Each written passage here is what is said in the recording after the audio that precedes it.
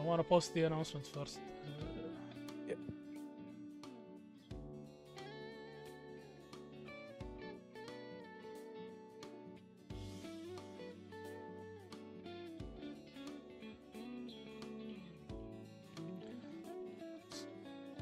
Okay, so it should be live. So, yeah, hello and welcome everyone to another FighterGC event. Today we got Hungry Rumbex number 2, which is the second Fatal Fury City of the Wolves tournament here in the FighterGC Discord for the Middle East region. I got a very special guest with me. Yep. So yeah, it's the one and only Fro. Thank you for having me as always, Badur. Always happy to be here, and really glad that I'm getting to do it, like making a comeback with Fatal Fury City of the Wolves. This game has given me so much joy ever since its release, about coming up to about 2 months ago now. So yeah, I'm really looking forward to this. The region's been looking pretty good in this game, in my opinion, from what I've seen, and I'm looking forward to this being a pretty good tournament. Cool. Yeah, so we got a lot of entrants this time, more than last time, so that's cool. We got 21 entrants. So most notably, I think we'd have Falcons Abu Umar and Falcons Sai, and also have a few notables like Depth of Gnosis, who's regular with Jumping on Backs, winning most of them for KO15. Yeah. You got some old faces like Bara, who's like a really old player I've known. We got regulars with we got regulars for other tournaments like Nothin, FGCpunisher, Abdurrahman, and Burning Phoenix, and even Noor. So we got a mix of old players and regulars and new regulars and old players that are not regulars but are back. So we're doing check-in right now. This is, I think, a bit of a sizable amount of people that have not checked in. Like looking at like around 5 or 6 who have not checked in. So I'm gonna give it a bit more time before I close out the bracket, and yeah. So. All right. Yeah. Well, it has been an interesting time for the game because we're like in this mad race because Esports World Cup for City of the Wolves is literally in like 3 weeks or so. Yeah. And everybody is racing to be ready, and we're getting ready to qualify for that. I actually was just checking this morning on Liquipedia, and there are just 3 seats left. And it's been an interesting time to look at what's happening with how the game is developing. Really, what is it? For there's no last chance qualifier, right? No, there is no LCQ. So I'll double check that in a second. But I remember one of the remaining tournaments is Hessen Crash. Oh yeah. Which will be taking place in Germany. And let's see, here it is. There's another tournament that'll take place in China as well. I'm trying to get the name of that right now. So that'll be SNK Championship Series Beijing. So that's the very last one. And there will be City of the Cream Live. So that is a Mexican tournament. Oh, so okay. You've got, pretty decent distribution. Now, I guess kind of to run down who we've got qualified so far, because with so many events back to back, it gets kind of hard to keep up. So obviously, the very first qualifier was Xiaohai, using Hotaru at the time, and recently switched to good old Billy Khan. And then Fenrich with Kain Heinlein. Next tournament qualified Goichi playing Marco, who has since switched to Kain, as well as Punko playing Gato. Combo Breaker had Reynald, Kain, Chris G as Hokuto Maru, and RB as Gato. Battle Arena Melbourne had ZJZ and Kindevu both using Hotaru. Head Stomper had Dark Angel qualifying as the only Terry player, defeating Leffen's Kain in a really big loser bracket reset. And then the last tournament we had was CEO, where the tears flowed freely as Nemo, Koji Kog, and ET all booked their spots. With Nice, Billy, cool. Billy, and Hokutomaro, respectively. Yeah, so I think the balance patch is a kind of, there's been a weird deception for the balance patch because it seemed like it was like not intended as a balance patch, but they somehow thought it was necessary to nerf Hotaru and change up a bit of Hokutomaro.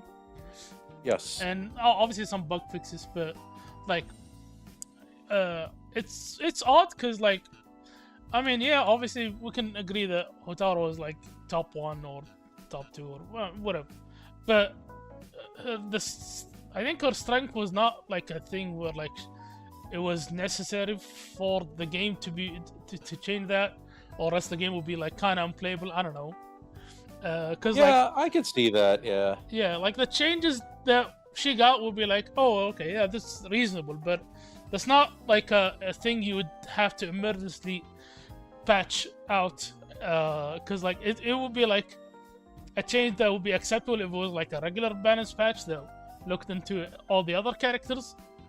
But it's a weird thing, like they just change her DP, speed and range, and then not much else for the other characters. It's weird. I don't know. Yeah, I can kind of see that. It's like they addressed the things with the weird rev blows, like Bijane and Hokutomaro, because of the way they interacted with everyone else. But yeah, Hotaru probably got the most significant change, with the heavy DP especially. Yeah, but that the changes with like the rev blow, they seem like more normalization. Yeah. Well, we want absolutely. Want like a specific way to deal with it, like so that it becomes the game becomes more normalized, not like super random and that kind of thing. Right. Which and is like the big question mark. Yeah.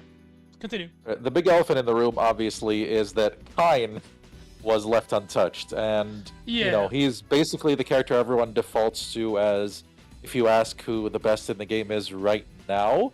Although, funny enough, I mean, top 16 at CEO had about 4 Kains, if my count isn't off. Yeah. But none of them made it into top 4, which was dominated by Billy. Even Renaud eventually got eliminated by ET, playing Hokutomaru, which sealed his spot. So we're in this kind of really weird realm with the game where we have some idea of who's strong. At least if you roll off to just about anyone, the names Kain, Billy, Hotaru, Marco, maybe Gato, Hokutomaru, those characters kind of everyone can look at and say, yeah, they can absolutely win tournaments. They've basically either come close or already have. You've got outsider picks kind of looking in characters like, like Terry, like Rock. And Rock, even I would maybe drop in those estimations just a tiny bit. Kevin has kind of been creeping up a bit as people, learning his stuff a bit better, being the mix-up machine that he is. Another character I had in mind, but escaping me at the moment. But really, those are the characters for the most part that we've seen succeed in the game so far. Checking the other characters to see what they have, I don't think most of them are really far behind, and most of them sit in that weird unexplored area for the time being. Particularly characters like Bijane, Donghuan, who I think has a lot of really unorthodox and useful movement tools and good hit confirms, but is kind of just a bit awkward to play. Yeah. It's that's a character that I think could rise up. Griffin Mask. Tizoc himself is one character where I'm kind of like, a rethink is needed on this one. I remember I went into training mode, and because I seen the wave dash with like Marco and Kain and all that. And I went with Yeah, you can't and I'm do like, the oh, wave okay. dash. Yeah. He just can't do it. And For it some just like reason, keeps. it's like Uh, yeah.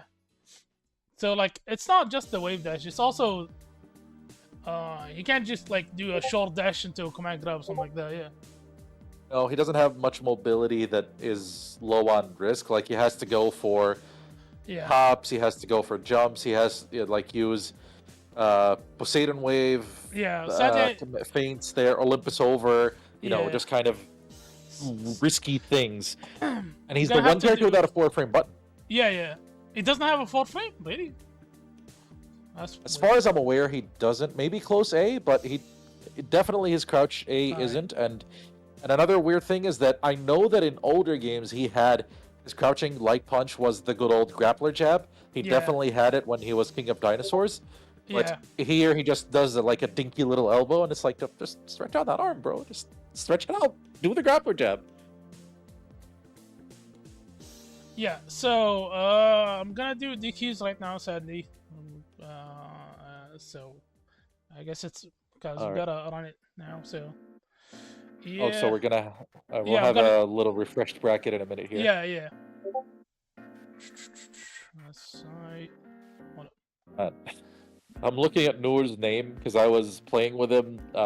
Just had like 2 first to 5s with him.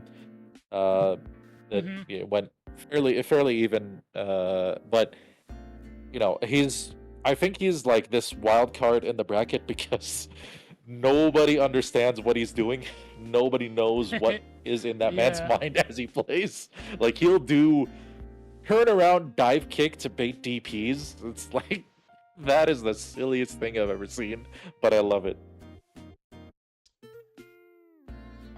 Right, so 15. 1, 2, 3, 4, 5, 6, 7, 8, 9, 10, 11. Hold up. Who did I forget? Oh, yeah, sorry.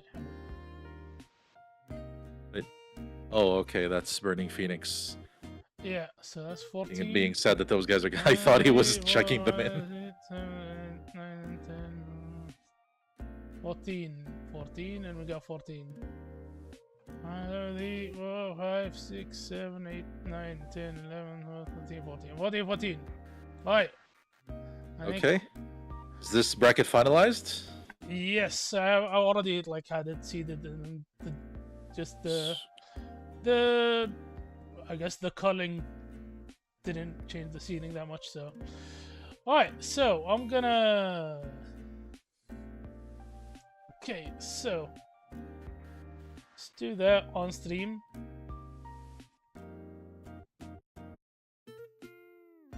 And yeah, so I like to do 3 for round 1. So have this on stream, and then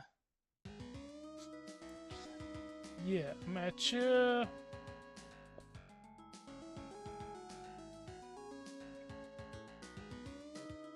Let's do this on stream. And then for round 2,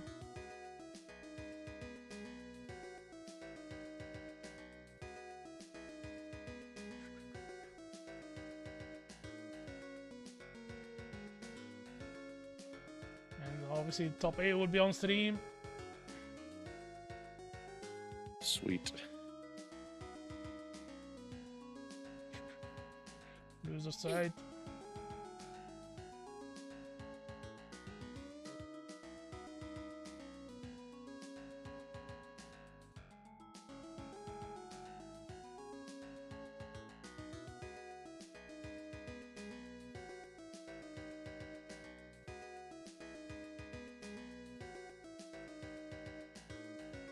Yeah. With Sai getting DQ'd especially, I think Yeah. the eyes are going to be on Falcons Abu Omar, who's, as far as I'm aware, still undefeated in Saudi Fatal Fury City of the Wolves tournaments, which is which is that's pretty incredible to think about. Right, so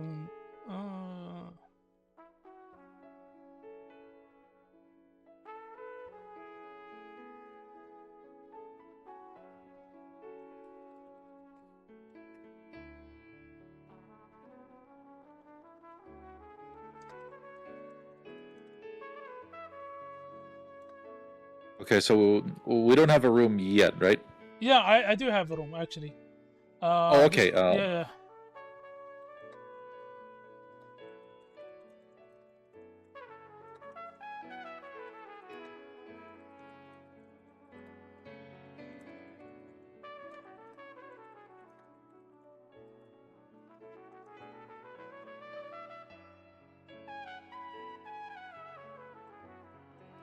So what I'll do is...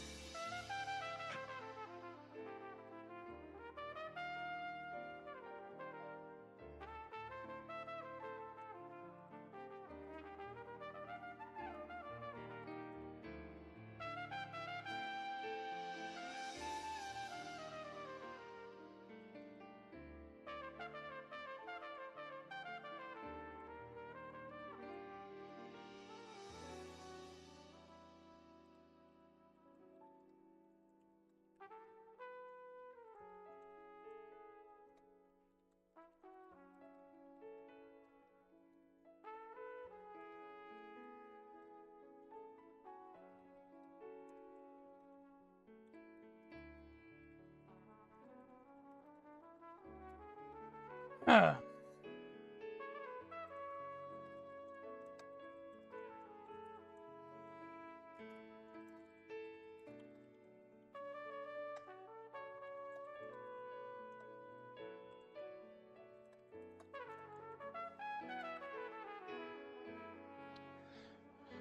Alright, okay, so first yeah, can you join the room? I'm... Oh, okay. Here we Yeah, go. Got yeah. it. Just got it. I just found it. I am very bad at Discord. Yeah. All right, here we go. Joining the room right now, and there we go. Yeah, so I think, yeah, so join the room and then just go to the top left and then press مربع, square. You have to see an empty chair. Okay. Are you seeing an empty chair? Okay, I'm using my keyboard. Yeah. Oh, okay, yeah. That's gonna be tough.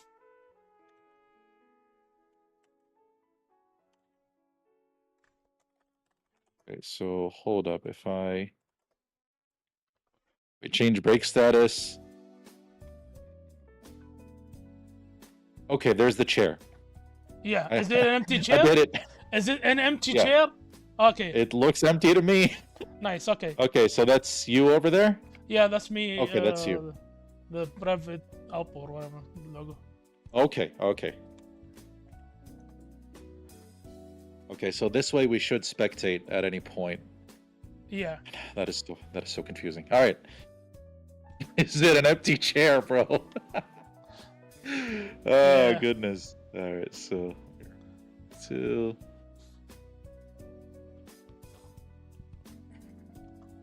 Darkside and Noor will be that first game on stream? Yeah. All right. Or okay. It's good. Looks good.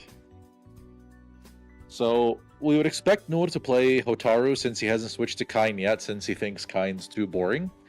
Now, I would imagine that he would find a way to make that character fun if he wanted to. Yeah. The way he does Hotaru.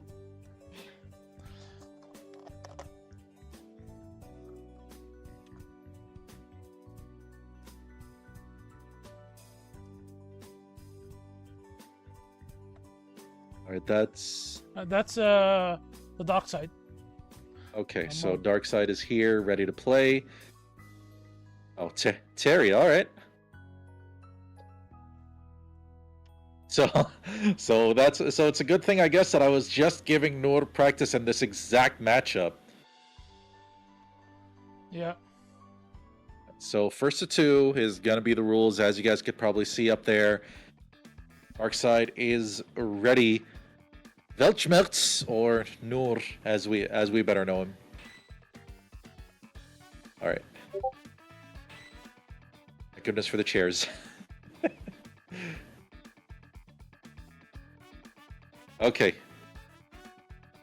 There we go. First match of the day. Now, this is kind of weird. Like, Hotaru's longer range normals can be a bit committal, so that's something that Terry might want to look for with how good his wild punishes can be, and how much damage he can get.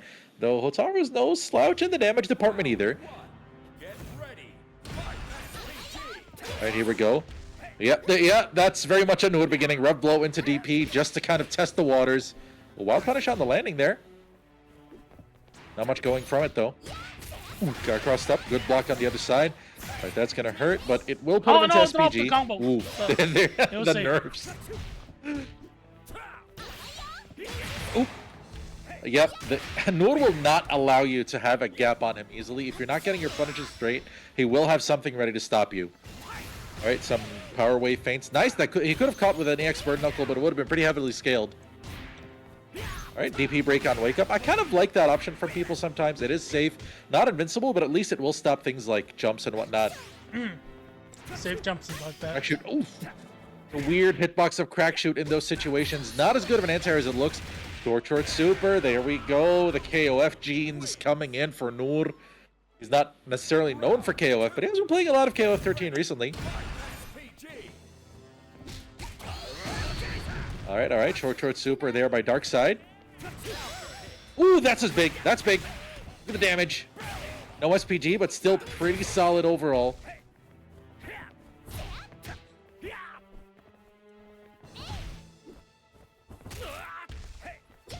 Have reached maybe Buster Wolf, but I don't think it's fast enough actually. Okay, just to jump in on the power. Oh, again. Nur forgetting. There's a patch, bro. Like yeah, but I mean, even pre-patch, you had to do the micro dash. But yeah, that is true. But you have to you have to macro your micro dash a bit harder there. All right, really nice. We'll see feint into throw.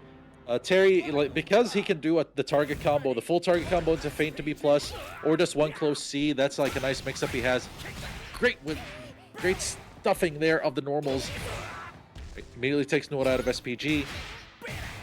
Zero respect being applied by Darkseid right now. Woo! This is with the Crack Shoot. Oh, no super. Again, ooh, that was a big opportunity for Nur to let it go. Getting a bit tense here for these players. Plus frames. Again, now he's just trying to crank that meter a bit, trying to just put on some pressure. Any short super will be enough, but he got a little overzealous. Nur gets in there, and if he does the right combo, put in a pretty good amount of damage here. No, oh, made it. Oh, that's gonna whiff. No punish. Okay. Doesn't have that much recovery. Went for it. I can understand because Hidden Gear is 6 frames. That's pretty fast. Yeah. Good just. There it is again. Low C, feint into throw.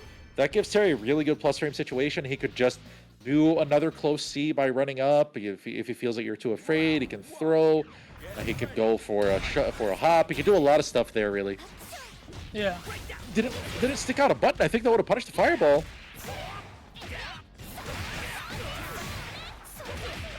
This damage in SPG. Nur likes to keep his SPG up front, likes to do his damage quick and early. As he says, he likes to speed run this game, but he's getting sped run to his own death right now with that whiff DP.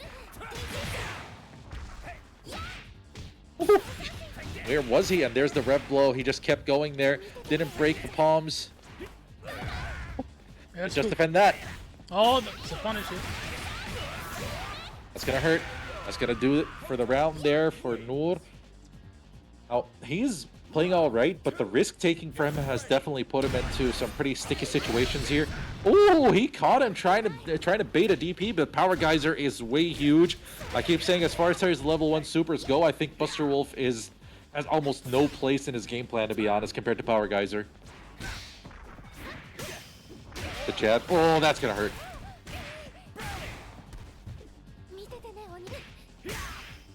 He could have gone into light punch, but it might have been a little bit too far there.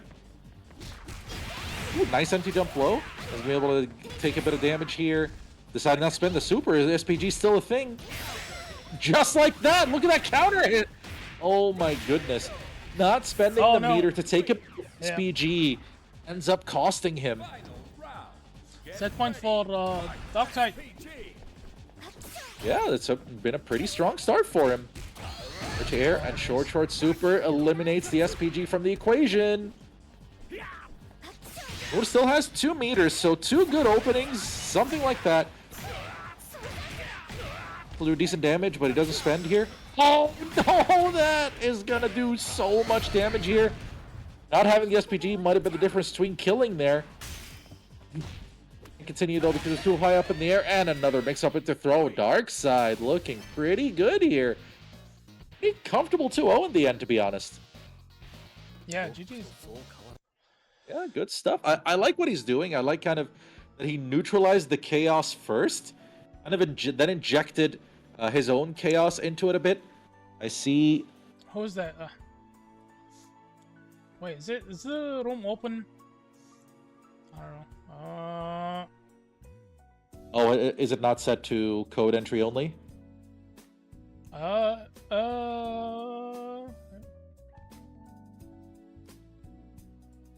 don't know who that is.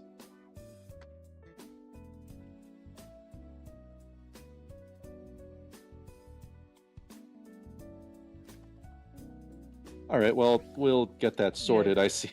Vox Gato makes, I would think it was Punisher if I didn't already know that Punisher, actually has his own name on the game. Yeah.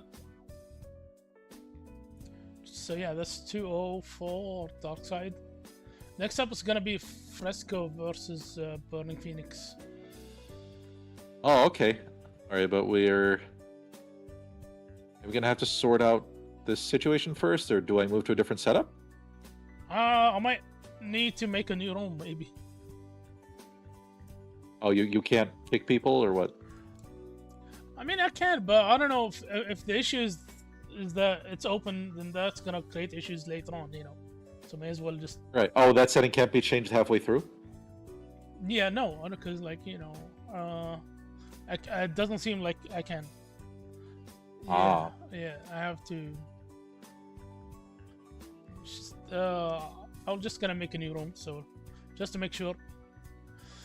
Okay. Oh. So that was fun being the host for about 3 seconds as we exit here. I do like that feature, like that it transfers the host to someone else. Like I know there's a lot in this game's online interface that leaves a bit to be desired, but I do think that part of it is pretty good. I do think that whoever opened the room doesn't have to just stay there infinitely. So yeah,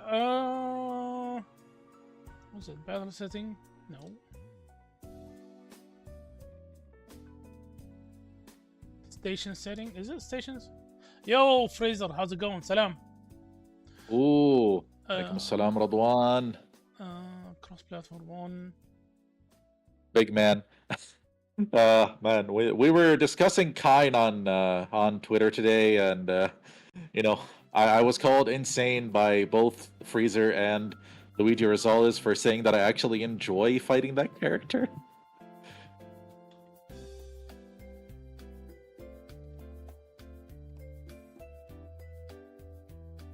So yeah, I don't think I can set. How can I set it so that it's only like open to? Oh, it's room creation. A privacy level limited. Oh yeah, limited. Okay, limited. Okay. Yeah, there we go. There we go. Sorry. It's a good thing I tried this just yesterday. Oh, so privacy limited, cross-platform all regions. Yeah. Okay. Alright, I'm gonna put the new room. Gonna edit it.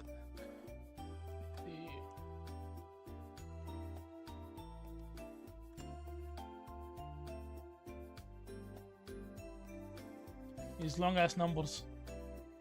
Alright, so I just edited the wrong code, so just check it in turn info.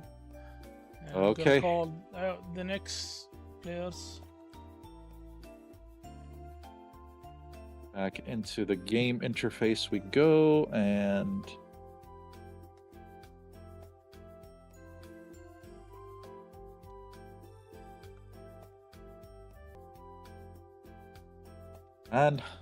Nor, what the heck, man? I trained you for nothing.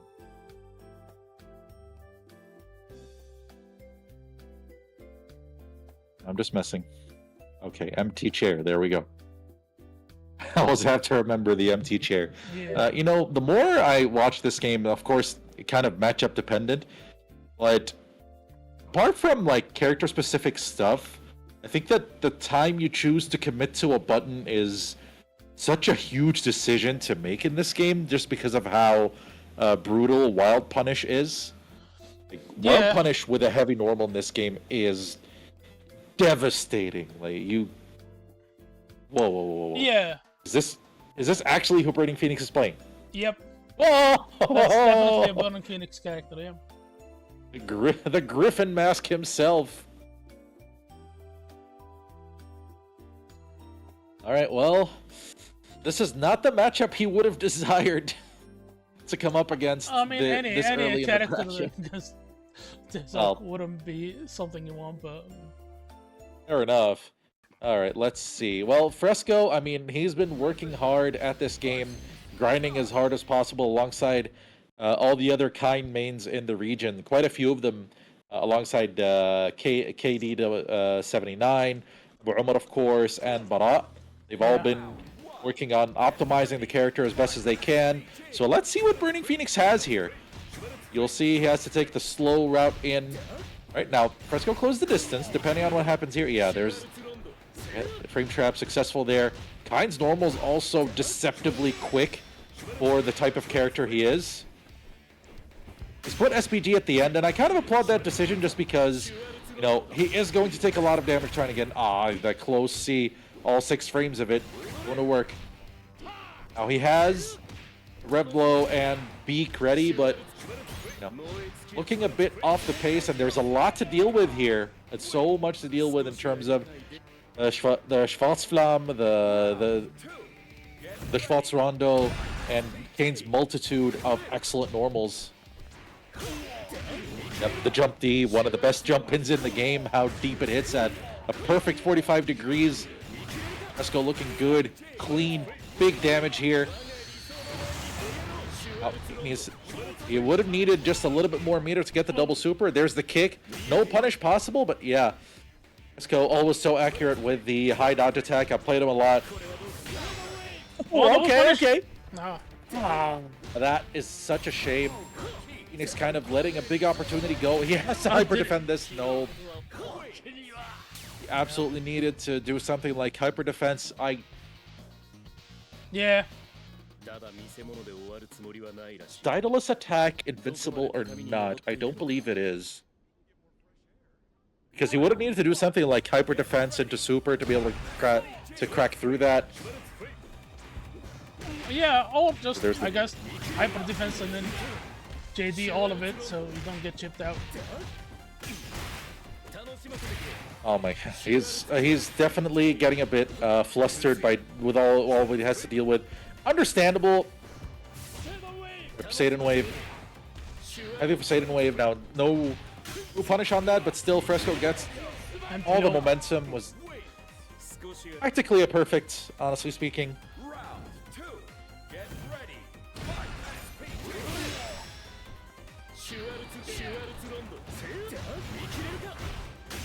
And the pressure ongoing. Yeah, that close C. When he cancels that way, he is plus. So that button being 6 frames.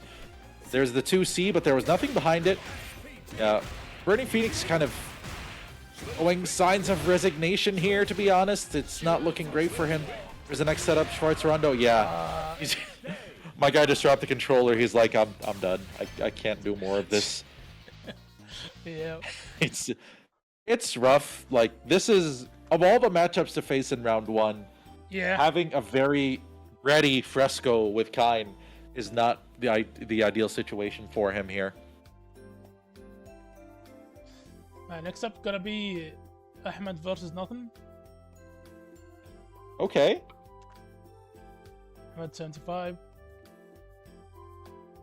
Ahmed versus Nothin. Now let's see what character matchup we have here.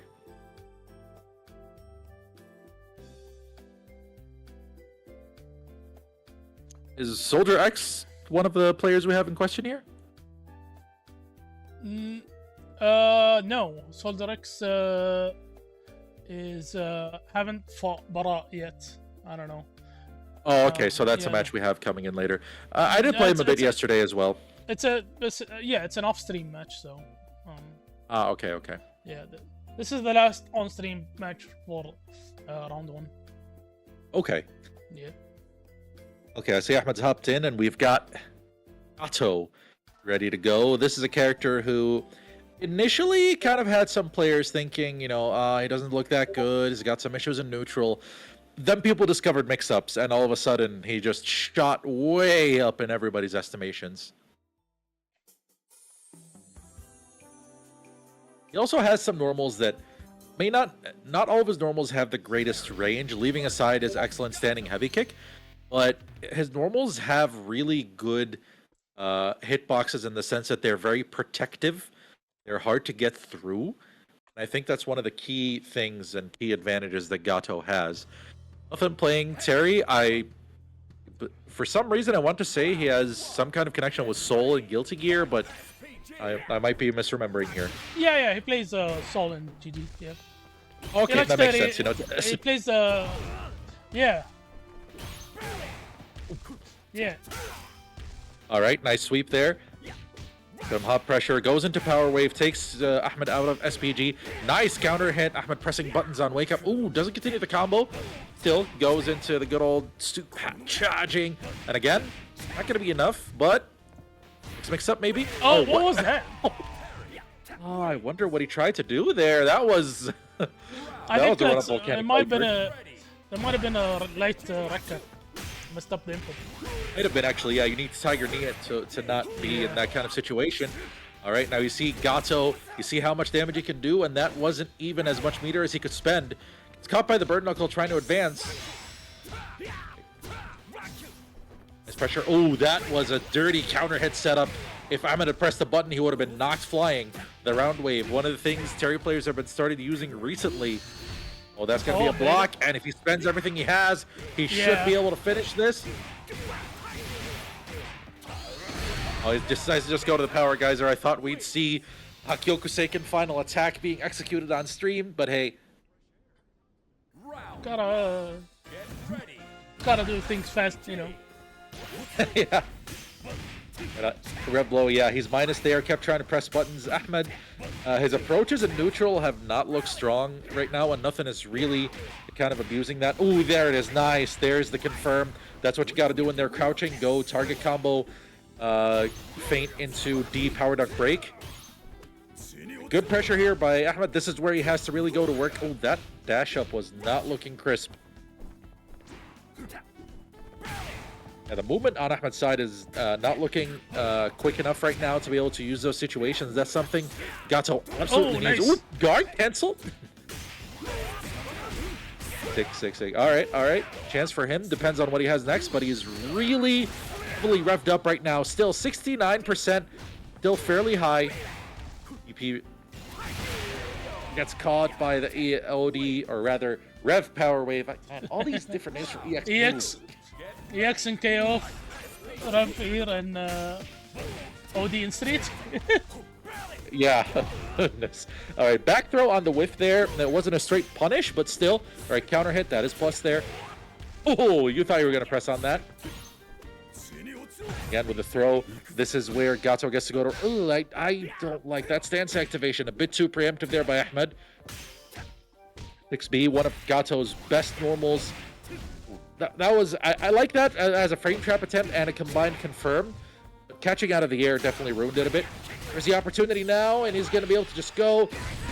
Power Geyser, red line, Power Geyser, and that will do it for Nothin. Really comfortable 2-0 for him. The Terry's looking pretty good in round one, gotta say.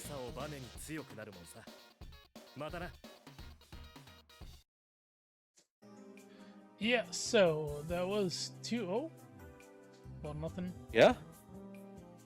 Uh, Boys in the Terry Army looking pretty good starting out. so yeah, we'll move on to round 2. It's gonna be Punisher versus FRESCOO. Ooh, that'll be a good one. That'll be a good one. We had a room open last night, and towards the end of the night, this was a matchup that happened a couple times. When I was there, at least, FRESCOO had a slight results advantage going for him, but could go either way. Punisher started the game with Vox Reaper, but has recently transitioned to playing Gato after being heavily inspired by Punko, as much as he'll hate to admit that. But, you know, it's... this is the character where he seems to have found himself, and it's a pretty big departure for him because he's typically played characters that are more on the grounded side.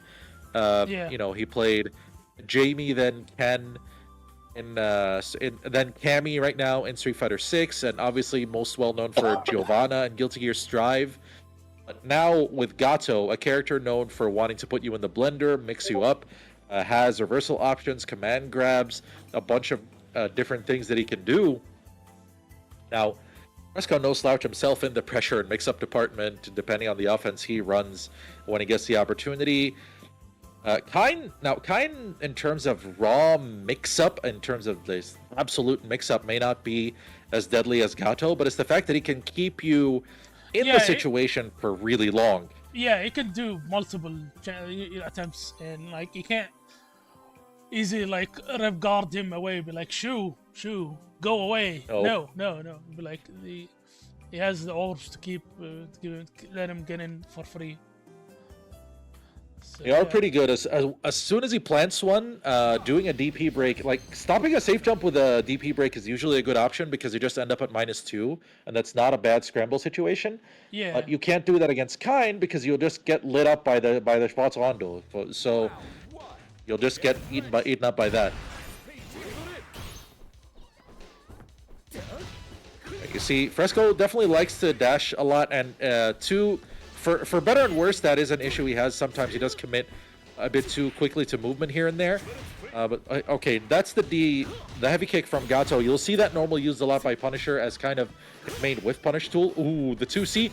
That thing can combo on counter hit into itself, which is pretty brutal when you think about it, depending on the frame where it hits. All right, just jumps out, doesn't want to deal with anything here. 6B, he's looking for a normal being pressed on FRESCOO's side and is almost overheated already. 98% here. All right, takes a bit of the pressure off himself here. He wanted the DP, but it didn't come. FRESCOO not known for early reversals. Punisher, on the other hand, man, there's the overheat, and this is trouble if he decides to throw the infamous ball super. Yeah, already half the guard bar gone just like that. Punisher doesn't have just defense, so jumps are doubly troubling for him. And yeah, that's it. That's should have been a guard crusher. FRESCOO had kept going. Oh, that's gonna be it. Now he's gonna get big combo here, but he doesn't have a super meter ready yet. Ooh, I like that. I like that a lot. Decided not to respect the pressure. Only 5 seconds here. And he was looking for that button to be pressed, but he didn't walk. Yeah. Yeah, FRESCOO didn't go for a timer scam here, but Punisher, you know, he played a bit more passively than he normally does. I'm not sure. I think maybe if he finds a chance, he'll want to try to pressure FRESCOO a bit harder here. He needs to get in first, and this is where Gato's biggest problem is. Yeah, Kain up D is something a lot of Kain players do instantly out of a jump because as a wild punish, it will combo, but it will get you punished on landing like that if it gets blocked. Hi, Punko. Oh my goodness, yep. Keep him in there. Really good dash option select there. There's the throw. Oh, jumps to the... What? Uh-oh, overheat. This is awful for Punisher right now, except if FRESCOO messes up. Oh man, he just completely dropped well, it's pretty much a game-winning situation. Oh! An attempt at the 2C anti-air by FRESCOO there. The hard knockdown, that's what the meter was being used for. Over no respect on the overhead. I've been telling FRESCOO he needs to reversal more. 6B, that was an opportunity for a whiff punish, but FRESCOO didn't expect the whiff, understandably. Oh, that was big! Oh, that could have been huge! Go for the last second dash to confuse FRESCOO. Oh, he thought he hit him on the ground. This is getting pretty tense here, but Punisher has a pretty good life lead, and he has SPG, so you know he can cash out into a win here. There's the opportunity. Oh, no, for 2B. That is painful, and the position he's going to be in right now. One mix-up really potentially from death. Messed up his just defense. Punisher trying to take it easy here. He knows he can't rush things. He lost a huge life lead, but he still has the resources. Oh, and shit on those whiffs right now. Oh God, he almost tried to punish that landing, and the 2. Yep, like I mentioned earlier, that thing is pretty much Kain's Swiss Army knife normal. It poke. It's his. Yeah, it doesn't look like that because like you think it's cancelable, but it's not cancelable. But yeah, you can just press that a lot. Yeah. It's really good. And you saw on counter hit, it just goes into itself. On normal hit, it's a frame trap into itself. So yeah, just a stellar normal. But an opportunity now for Punisher. Yeah, I was about to say, there has to be some meter spent to get a hard knockdown. Goes for the overhead, but just defend, nothing going there. Overhead landed pretty late. I'm not sure if a punish was possible. What, for a tricky mix-up situation there, decided to instead go for a frame trap into a DP break. Good stuff by Punisher. Getting a bit more aggressive on the attack here. Yeah, there it is. It works as an anti-air too. That is that's absurd. You kind of have to jump at his head rather than at his hand for it to not work that way. It's a bit tricky. There's the opportunity, a bit of pressure going here for Punisher. Good rev guarding to try to get some distance here by FRESCOO, but he's heating up pretty heavily here. I thought he would. He's gonna overheat himself if he doesn't get out of this. All right, taking that hit is honestly not the worst thing for Punisher because now he's not as close to overheat as he would have been. Oh, there's an opportunity. No, the big drop, but the overheat now. What? You just press that? Okay, now Punisher with the opportunity here. He has to spend 2 meters in order to be able to finish. What? I think that was a super that messed up. Punisher just dropped the game right there. There's a jump over the fireball, but oh my God. He just went for it. All right. Punisher is going to be kicking himself for making it that tense of a finish, but he ties up the score 1-1. Is the level 1 not invincible? I guess it might be. I don't know. I believe it is, but he wanted to be absolutely sure.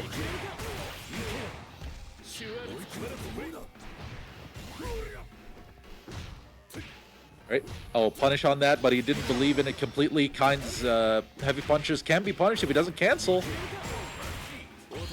He's put himself in overheat, but it might not even matter. Never mind. One potential opportunity. Decides not to take any chip damage. But again, because Kain is jumping, you can continue the combo on that wild punish, but it's pretty tricky. You have to kind of immediately go into your DP break or whatever combo tool you're planning on using. FRESCOO on set point here. Yeah, that rev blow not punishable. The ground rev blow is -4, so it is punishable. All right, opportunity here after the successful counter hit rev blow. He has to spend to get him out of SPG. You want to get Kain out of that, take some options out of his hands. Good block on the overhead. Wow, Punisher spending a lot of rev here. Forced to do a pretty weak combo on that. All right, overhead. Whew. Rev blow there, almost putting him into overheat. Decides to go into the overhead again. Punisher kind of taking small hits where he can, just wants to tie this up without having to spend any more, but FRESCOO might not give him the option. Ooh, that was dangerous. He's overheat. All right. Oh, FRESCOO, I think he got greedy on press C, thinking he was at close C range, but I think he was not within it there.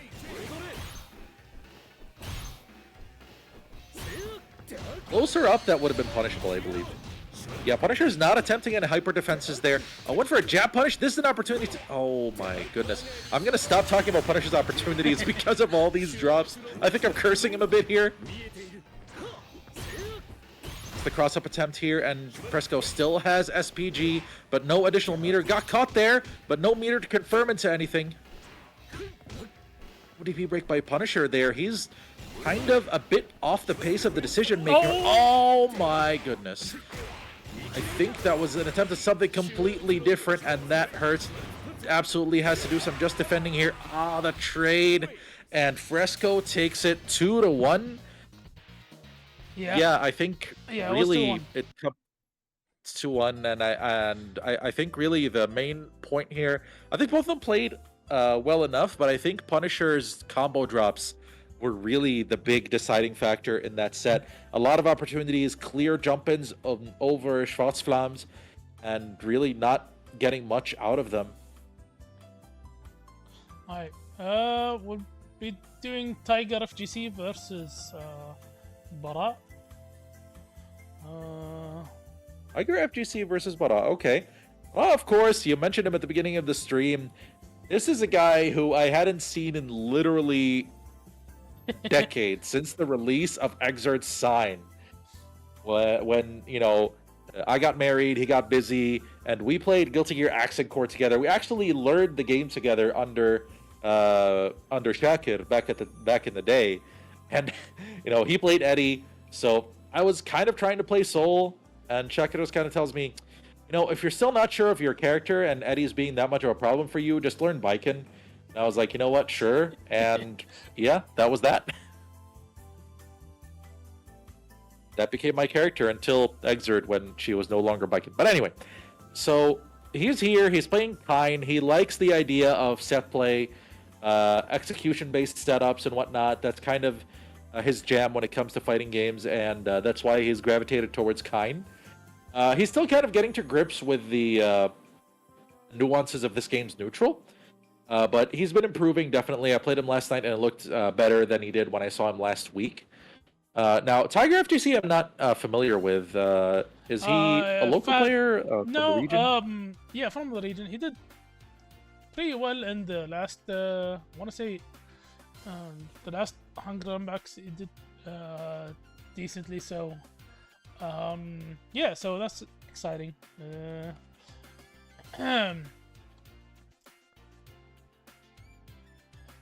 Where's he from? Yeah, he got 4th in the last tournament. I'm okay. not sure. Fahad Rashid. Yeah, I don't know. Sorry. Okay. Yeah. All right, we'll see how it goes. I see he's locked in Kain, so it means we can expect a Kain mirror. Oh my god. I guess it's the excited. matchup. It's the matchup. You know, I kind of, while Bara comes in, I kind of want to defend my stance on saying that I enjoy fighting this character, because I think fighting Kain is incredibly engaging mechanically, because there's so much you need to learn within the game's mechanics to fight him well. So knowing how to fight Kain forces you to learn the game, deeper mechanics in the game. Yeah. And like the deeper layers. Like I was working on, for example, if a Kain does a crouch heavy punch into super as a way to just set up plus unblock situations. And what I came up with was, depending on the distance, you basically have to, if you've already blocked the heavy punch, you kind of have to immediately switch to hyper defense and break with DP. Or for Terry, unfortunately, Power Geyser doesn't work because it just clashes with the ball and they dissipate each other. So he would have to go for either DP or who is that? Redline Buster Wolf. Is that Makers? That's Bara. That's Bara. That's Bara? Okay, alright. Yeah, that's him. That's him. Okay, cool.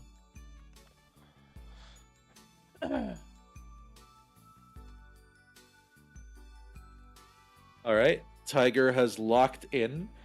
Now, I'll be honest, the connection on my side with him looks a bit spotty. So I don't know how it's going to pan out for Barat here. Although, you know, rollback netcode can make some amounts of magic happen here and there.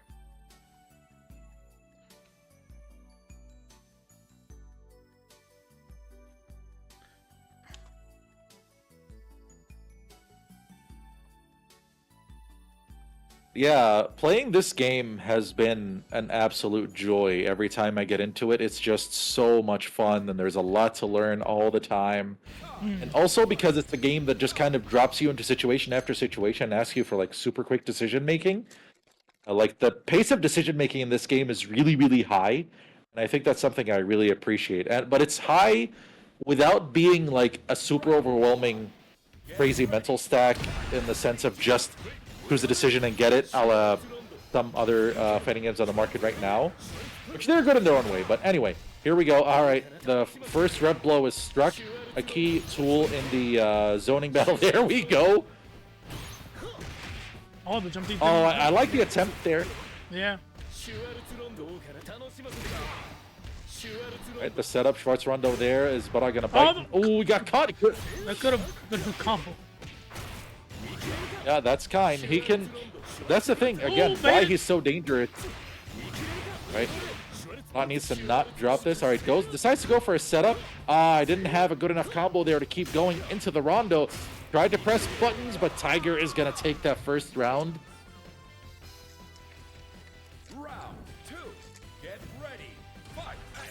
Imagine in this matchup, you know, putting SPG for all the response by Tiger. He realized Bara was getting a bit overzealous with these red blows. Wants to take immediately out of SPG. Look at that damage. He's going to go for the double super. No, decides to leave it for the second situation. Ooh. Caught him trying to escape.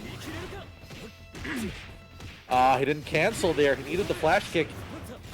He needed the Rev Excel there on the flash kick. That's going to be a lot of damage. Never mind SPG damage bonus. You know, it still surprises me how many people I say that to while commentating or whatever, and then they look at me and they're like, SPG gives a damage bonus? And I'm talking people who play hundreds of matches of this game. Yeah. But yeah, it gives a 10% base damage buff, which can be the difference between a KO or not. Without SPG, that combo is not a kill. Again, Bara is getting overreaching with those red blows. Definitely paying the price. Jab anti-air. Now that is super risky because it definitely doesn't work if they hit their jump in early enough. And if Tiger realizes that, it could be a game changer here in his approach. Now, Bara still has SPG. Never mind. Dodge attack, nothing pressed by Tiger. There's the jab anti-air again. Tiger just seems to be pressing his buttons really late. No high dodge attack that time. What situation here? Close C, the rev guard to immediately establish some distance. Oh, immediately just throws the super there. But I'm kind of trying to walk his way into a good distance to fight here. Oh, he lost the life lead on that failed just defend. He had it. Okay, opportunity for him here. Depending on how he converts, I don't think he can kill. Yeah, anticipated the jump, never came. Oh, he just went for the crouch C, anticipated Tiger's FGC approaching. Oh, that's not invincible, but still. Now he's in overheat. Bara has to not overreach here. Nice anti-air. Oh, the trade. Oh my goodness. That trade was Bara's life. Straight up.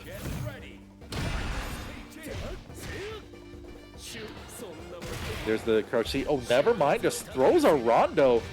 Neutral Rondo is definitely not a very advisable thing to do. Opportunity here for Tiger. Ooh, no respect for the setup. Oh yeah, but I mean, he played Eddie, so having a reversal is a whole new thing for him. Oh goodness, that's gonna hurt. I wonder if he's just gonna spend the double super to kill or not. Go for a route that only needs one, and that's really smart. Good optimization.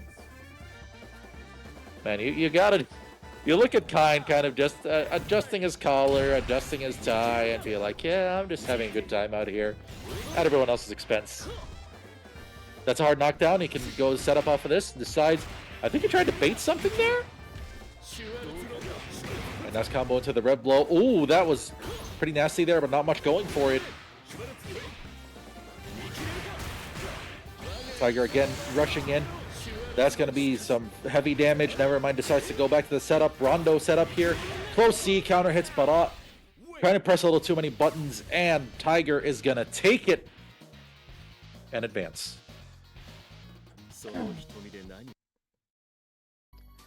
So, yeah. All right. I think, you know, for all the talk about Kain, I do think the mirror has, like, this fascinating aspect of, you know, which one throws the fireball forward, which one throws it upwards. Do they both go for SPG at the start to nullify the zoning game? Who has the cleaner setups? I do think there's a lot of nuance to this mirror match that can make it pretty fascinating as time goes on. Alright, so we have a kind of on-stream that match that wasn't planned that I kind of put it as a backup because I didn't expect this match to be ready, but I guess it was ready, so yeah. So we'll do another round 2 match. It'll be between Nothin and KD 0079. Ooh, all right. KD, in case you couldn't tell, you know, he comes from a bit of a KOF background and is obviously a fan of K-Dash. For those who don't know, KD 0079 is the theme of K-Dash's first bit of music in 99. So the matchup would be Terry Kain. We had a pretty good session with this matchup last night. Now, KD has some super clean setup play. And if he gets a chance to apply it, I think that's going to be very dangerous for Nothin. But Nothin also showed that he can be a bit of a tough player to control. And that's kind of how Terry wants to play this matchup. You want to inject enough chaos into it. Kain doesn't feel comfortable. Almost kind of a K-Dash-ish color scheme going for KD here. Yep. The red gloves, yep. Oh my goodness, that was a big punish opportunity right out of the gates for Nothin, but he didn't do anything with it. Right, he uses the burn knuckle. Now, KD does have a bit of a habit of backdashing to try to escape certain situations, and burn knuckle is built to catch that. Oh, no combo continuation there by KD. Maybe no. It is an online environment. The slightest timing differences can affect things in the end. There's the opportunity. Link doesn't continue the combo right. KD kind of still warming up here. Oh. Opportunity here, goes for the setup on the other side. Yes, there it is. God, that is so fascinating to watch the way he does that.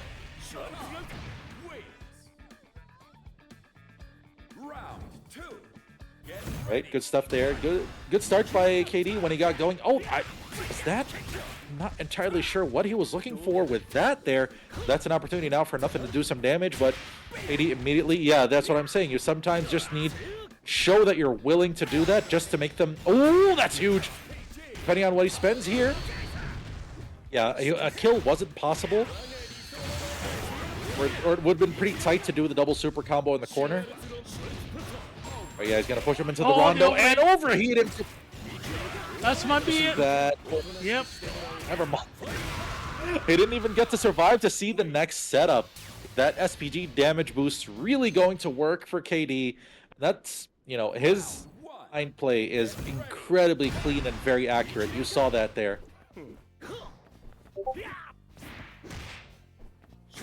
There's the opportunity there with the jump over the fireball. He goes for that. He wants the hard knockdown. Single hit. Hard break into the flash kick. He gets a side switch out of it, and Nothin is already 93, 96%, almost overheated here, and now not blocking just so he doesn't get into that. But this is a really hard rev situation to defend. Oh, that is terrible. Never mind. No full punish here by KD. 2C into super. I sincerely think that's one of Kain's strongest tools, if not his strongest tool in the neutral. Again, the just defense. He's not even letting single hit pressure rock here. Oh, the rev blow comes into play. He was already in the air. Sorry, you can't just defend rev blows anyway. Oh, he can't continue with much there, but still, Nothin. He's shown some signs of resistance, but it's not been looking great for him. Here's the bird knuckle. He might have wanted the counter hit with it. The big damage here. He can still keep going here, but he decides to go to a setup. Just a body jab in there. No, again! My goodness, the guard cancel game by KD over here. Oh, he didn't get the break. That was not the invincible DP. He just missed his break. Opportunity, yeah, has to just immediately go into DP break here. Yeah, that's not invincible. I might have wanted the super zero frame, probably. And messed up the timing. That might be what he was looking for. Oh, that's punish, yeah. And again, opportunity for KD to reestablish momentum. Here's the setup on the other side. Oh, that is dirty. But that it didn't continue either way. Second opportunity. Oh my god, that looks like the shimmy and just straight up, regardless of what anyone wants to discuss with Kain in terms of balance and whatnot. Oh, that setup looks cool. doing the Schwarzlancer to go underneath after using a super because he knows he's already got the hard knockdown, and putting the Rondo on the other side that way just looks so incredibly slick. I love it. KD looking pretty strong. Alright, move on to top 6. Winner's side. All right, good. We're motoring through this bracket over here, so that's gonna be. Well, we talked about Kain mirrors. Oh yeah, Abu Umar. Falcons. Abu Umar, the first Saudi player signed by the team for this game specifically, and still has won every City of the Wolves tournament he's participated in on this level, and you know he was basically the first prominent Kain player. KD kind of rose up as time went on, and FRESCOO has been learning and clawing his way up to try to match that level, but we'll see how ready he is to handle just Abu Umar's absolutely surgical play. He's a player, since I've known him in Street Fighter 6 as well, he's known for just studying the deepest details, knowing things down to the frame, and building his setups off of that. Which, you know, that's something that a character like Kain benefits from, arguably more than anyone else in the cast.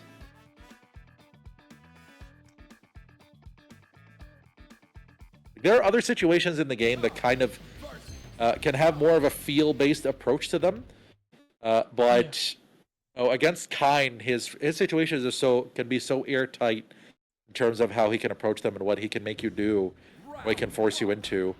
Umar in the green color here, with the black hair. Yeah, you see there the decision on which fireball to toss. Nice jump over by FRESCOO here. A bit of a cautious approach here. Caught Umar trying to escape the corner. Ooh, the Rev fireball here. Reset the pressure into the throw. He wanted FRESCOO to do something. Nice neutral jump. Well, now Abu Umar a bit on the ropes here in this first round. Tried to approach immediately. Abu Umar maybe getting a bit impatient. Nice, goes underneath, but still FRESCOO. Oh, the double crouch C. A FRESCOO specialty for sure. The throw too early, and FRESCOO takes the first round.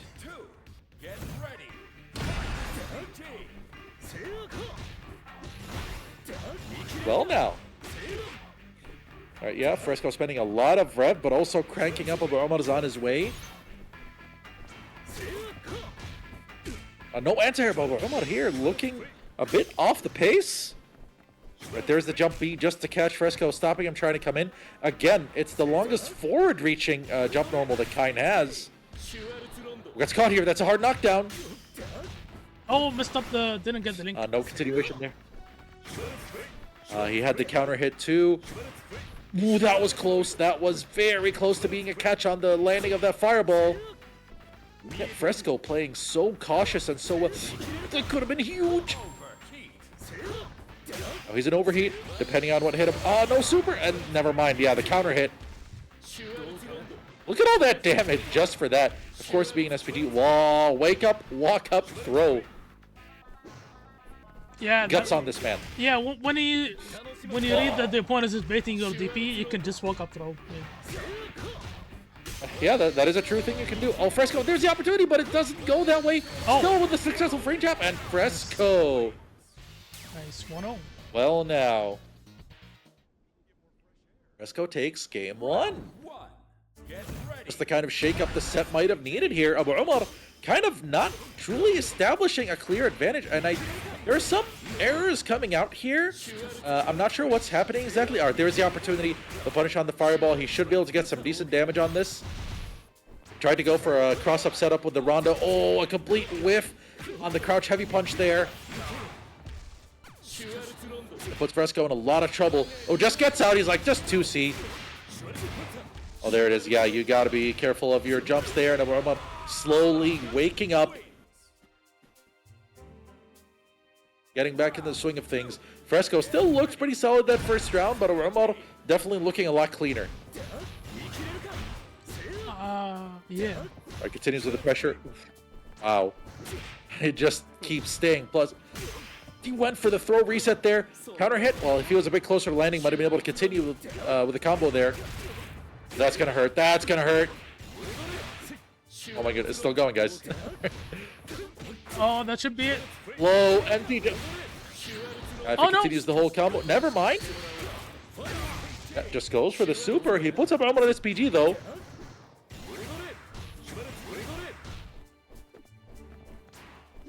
Tense situation here. Just goes for the dash under. I like that. I like that a lot. Aids up free and L. He had the chance to close it out with the level 1, but Umar didn't take the risk. Yeah. Right. Yeah, I guess. I think that heavy kick was a misinput on the other level 1.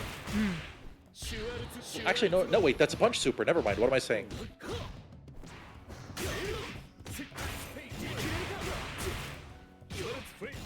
Alright, well, FRESCOO with a big opportunity here, and he's an SPG, so he'll get a good chunk of damage here. There's the stand B, doesn't let him jump out. Good stuff, good check. I like that, attacking on the way down. But now, overheat for FRESCOO. Rough situation, depending on what Umar decides to do. I think I would have liked to cancel into the fireball super there. Now, Umar an overheat. Umar getting a little too overzealous with the button presses. Oh, Umar just kind of freezing up there. Well, yeah, now. I think I thought he rolled past, I think, so messed up the side switch. Oh, FRESCOO on set point. Oh, the counter hit. Yeah, messed up the just defend or hyper defense. Nice dash under, and he catches the attempt at the landing button there by Umar. You gotta put those in your game plan sometimes.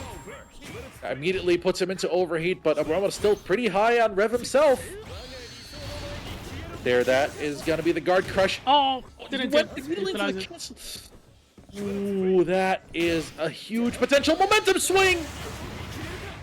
And just like that, now FRESCOO, setup situation. There's the cross-up blocked. Good match on the throw. Can he continue there? And he can indeed! Abu Umar with a clutch finish there. Double set point situation at 1-1.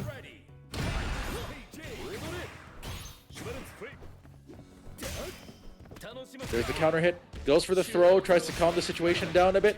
Good reversal there by FRESCOO. Kains tend to overreach when they put the orbs behind you, so smart decision. There's the red blow. Oh, that is huge, but decides not to spend anything on it. Yeah. A good hyper defended, but he was... Yeah, just to reduce the chip damage. Yeah, and potentially, just in case FRESCOO attempted a low, don't want to be caught just defending the wrong way. Goes for the cross-up setup, but FRESCOO immediately gets out of there. Good situational recognition. Well, there's the opportunity. Again, we saw this at the end of the previous round, and that is going to do it. Abu Umar clutching it out in a really close set with FRESCOO. Really good stuff to both of these players. Alright, Limitation. so... Oh, man. Yeah. Kain just blasting him there. Well, I mean, I gotta say, Abu Umar started looking a bit slow in the decision-making department, kind of not getting his dash unders, pressing buttons late and getting hit a lot, but I think the clutch Abare lights towards the end really put in the work. That was really important when FRESCOO was kind of dashing in and looking for, looking for heavies, which even his fastest button in that situation, close C, would have been 6 frames, slower than a light. And he probably was still advancing since a couple of those weren't counter hits. Alright, who we got? Yeah, we got the other side of winners top 6, which is Tigerfgc versus KD 0079.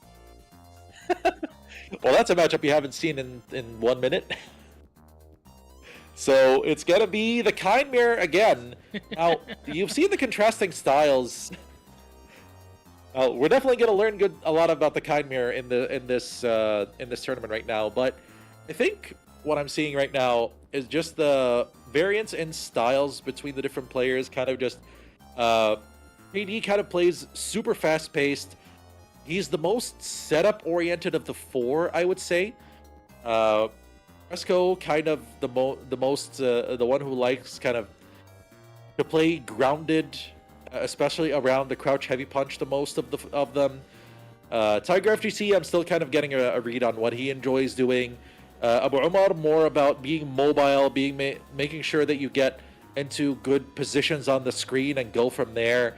So you can see the contrast between the different Kain players, different styles. And hey, nice thing about City of the Wolves is that with the damage and how quickly rounds go, do you know how much how long the top 4 of the top 8 of CEO was, leaving aside things like breaks? Was it an hour and a half? It was an hour and 15 minutes. Nice. It's so a big contrast to KOF. Yeah, KOF takes a while. Yeah, a top 8 in KOF is usually 2.5 to... Yeah, I know. 2.5 hours, 2 hours 45 minutes. You know. Oh yeah, tell me so about it. It is pretty cool. Yeah. Not that we don't enjoy KOF, but yeah. when you're like Madud, you're running a lot of tournaments, and you're trying to get things done. It's like, oh man, KOF, and then the only quick loading you get ever. No, is we if don't there's want a mirror match. Don't push the first 3 narrative. We don't want that. Not for KOF. No, I mean, I don't think they want to do that for City of the Wolves. I don't think anyone wants first 3 for KOF. But like City of the Wolves people like, this game is first 3. I think people are conflating the speed of matches with how unpredictable they are, or rather, you're confusing match speed for unpredictability, because I think the best players in this game have been remarkably consistent overall since the game came out. There's been a clear group of players, like Xiaohai might be the only one who was given a shout for himself to be the clear number 1. But there's a big group of players who've consistently done well and kind of been in similar positions over several tournaments. So, all right, let's see here. So KD again, the black suit and red gloves over on the left side. Tigerfgc with the green and yellow. Oh, that's an opportunity. Man, punishes on throws are so brutal in this game. He thought he was in distance for the double 2C, but it didn't happen. There's the opportunity. This is going to be some pretty nice damage. Decided not to spend anything. He didn't want to rev up too hard there.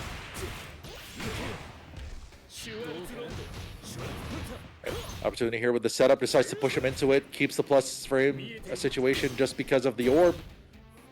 And the jump B from Kain is such a good all-purpose button there. Oh, no cancel! And he's gonna pay for that with a lot of damage. Never mind just the round entirely.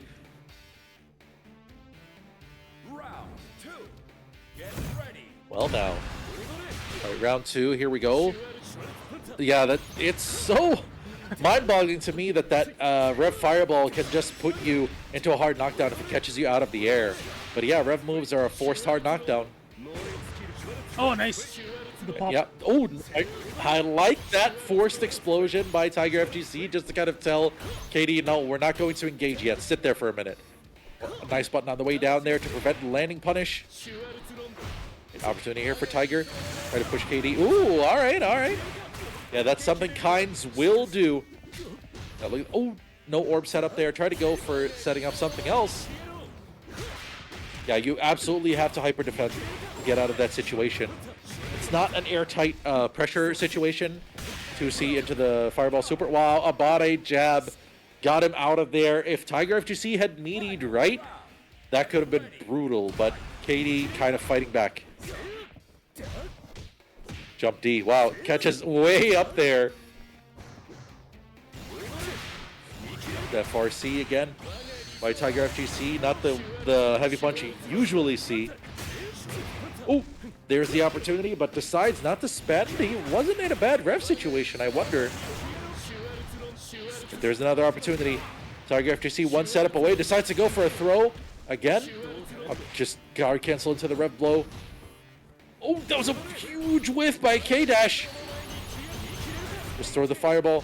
Oh, this Tiger, this is punishable. Oh, but not online apparently. That was a big risk taken by Tiger, but KD flubs the punish.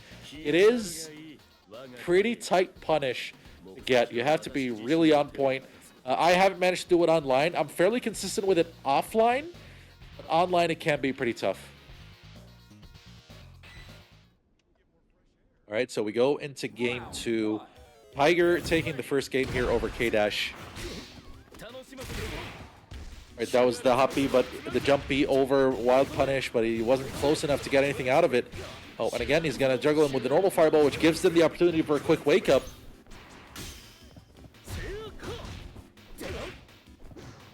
Pressure there. Oh, decides to just do a dash up close C. And that's the thing, you know, with Kain, Billy, and other dash characters, is that they can just act out of their dash, which makes their dashes a lot harder to check than you would think.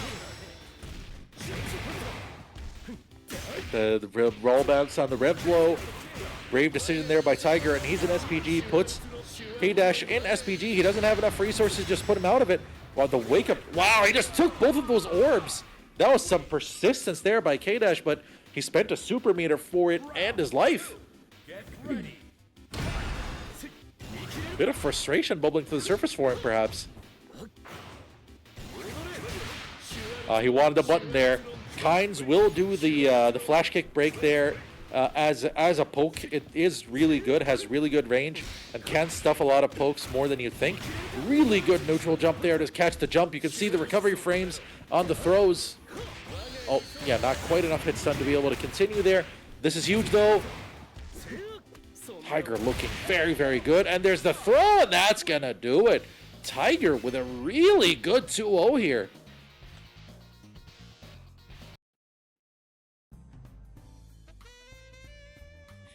Wow. Yeah, that was pretty impressive by Tiger, not gonna lie. We have our winners finals with Bakas Abu Omar versus Tiger FGC, but we move to loser side. We'll do Noor versus Bara. This is losers top 8. Alright.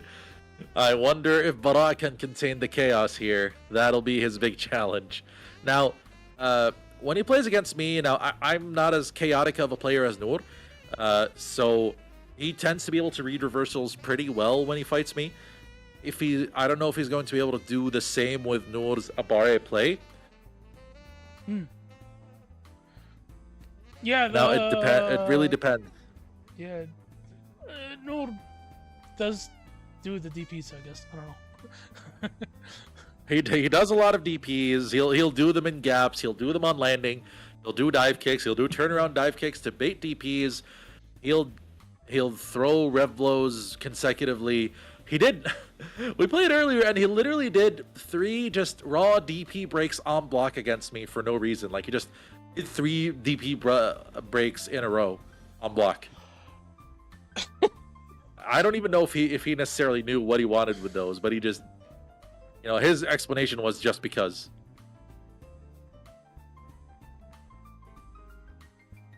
Yeah, like it almost feels like it's. If you believe they're plus, then they're plus. Yeah. he just does not care, and I think I honestly think that is a strong trait for a player to have in a fighting game. You know, if you can apply it well, which he does.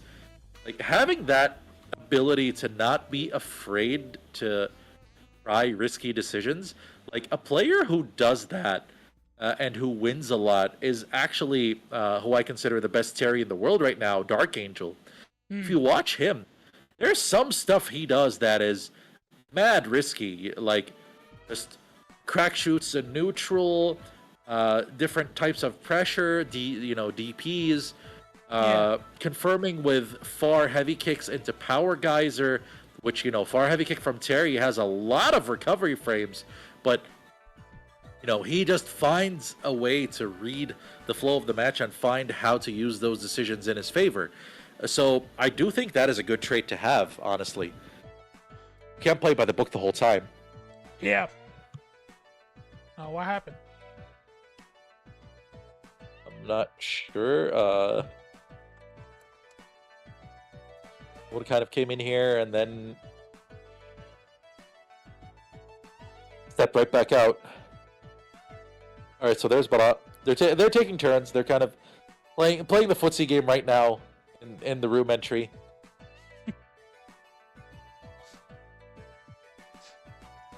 And just on a complete side note, because of mentioning Abare, I was happy to see Itabashi Zangief winning Virtual Fighter at CEO. Oh yeah, he won that and Combo Breaker. No, not Combo Breaker actually. No, Combo Breaker he was I think second. But yeah. Second to Fudo, probably. No. Chibita was it? No. Oh, Chibita. Okay. Yeah. Chibita, yeah. Those are the three players I remember watching in the Virtual Fighter Evo showcases. Yeah. Chibita, Fudo, and Itazan. And I think not enough people know that Itazan might actually be better at Virtual Fighter than he is at Street Fighter, which is an absurd thing to realize. This is something I'm kind of enjoying about the tournament scene this year. There's a good amount of Japanese players traveling internationally, not just the standard esports stuff like Tekken players and Street Fighter 6 players and maybe KOF players, but even for smaller games like CEO had and plus R CEO had Hotaru, who's the best Justice. Yeah, he won. Yeah, and he won that. Yeah, that is sick. Yeah, and you got the VF guys, and then you got Fendrich playing Blaze Blue, and so a lot of cool things. Yeah. All right. Yeah, it is a cool time to be into fighting games, and this should be a pretty cool match we have coming up. Kain, the guest who is just always going to be here. Former #1 herself. Well, he's like, this is my game now, and he's going to show Hotaru what's up. But, with Noor, you never know. But the Abare jabs from... Okay, we just let those punishes go into the throw, but Noor is going to have to get those and kind of be a bit more alert. Nice guard cancel. It's a pretty big rev spend. He decides that he wants the advantage more than anything here. He gets caught by that 2C coming in. That button is definitely every Kain player's best friend. Oh! 4 frames, 5 frames, I don't care. I'm still catching you out of the air. Oh, he wanted to get over it, but it was a bit too close. And out there, oh, he went for the empty jump throw, and Noor had escaped it, but the way he escaped didn't give him enough time to punish. Yeah. Oh, he's gonna whiff. Oh, okay. Man, the way they gave slowdowns on double rev blows in this game can be so deceptive sometimes. Yeah. It's like the slowdowns in Tekken when both of them whiff. It's the funniest thing. Yeah. It's so good. Oh man, that was an opportunity for Barat, but he didn't confirm it. And again, 2 crouch heavy punches landing, and he doesn't get anything for either of them. Still has an opportunity here. Yeah, Command grab. That's plus. The EX break. That's the round. Yeah. Wow. Even need cement meter. Oh, Hotaru's damage always surprises me, I'm not gonna lie.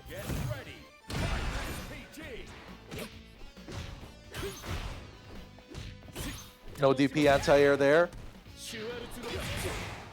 Decides to just keep it on the reversal. Still has SPG. Oh, should have been not for long, and there's the opportunity. Oh, both players kind of dropping chances left and right. Yep, there it is.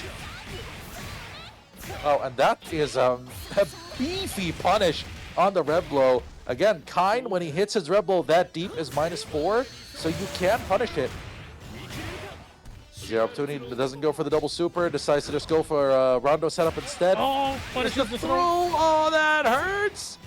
That should be it. Oh, it's hard to get a super from there. Yeah, it is tricky. Oh, JD, this! It's that kind of tool you forget exists, you know, the air throw.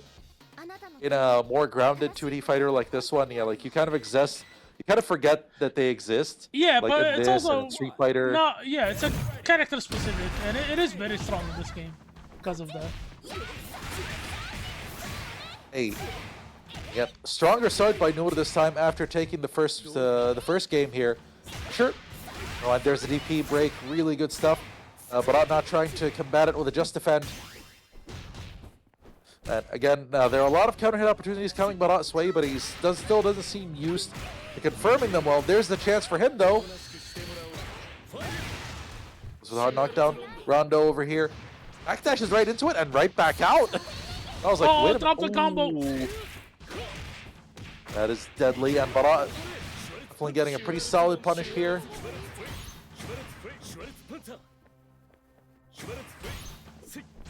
But Flama, nice there. Oh, there was nothing there on that landing. Crouch heavy punch to the rescue again. Always ready. Round 2. Get ready. Fight SPG. Definitely, arguably the best all-purpose ground poke in the game. Like best all-purpose ground normal in the game, I'd say.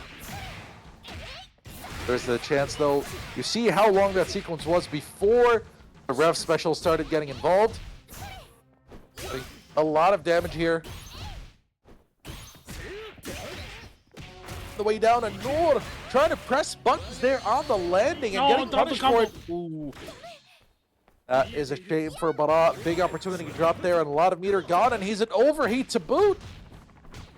He's just like, wait, who's an overheat? Oh, that's gonna hurt.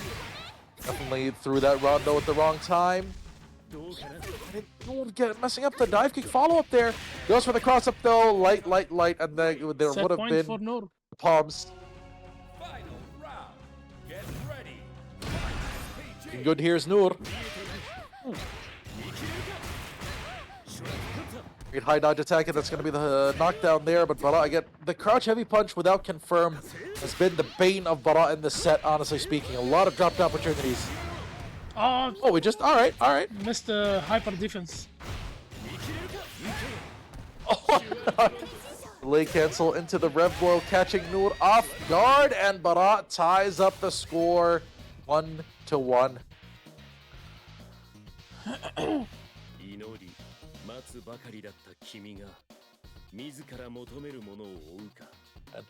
Game just has no bad guys, I'm telling you. Even Kain is all like super wholesome now. Alright, we go to game 3. Oh!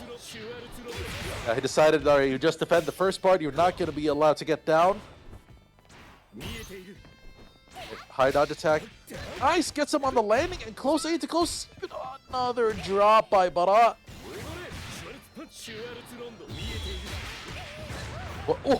Yeah, the you see, that is something we've been seeing more of, right?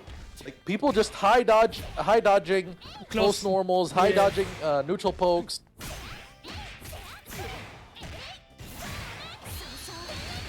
There's the combo into the super. There's going to be a hard knockdown situation. What's he going to go for here? Command grab. He had so much space on that rev bar to just kind of go crazy. And indeed, Noor again on set point.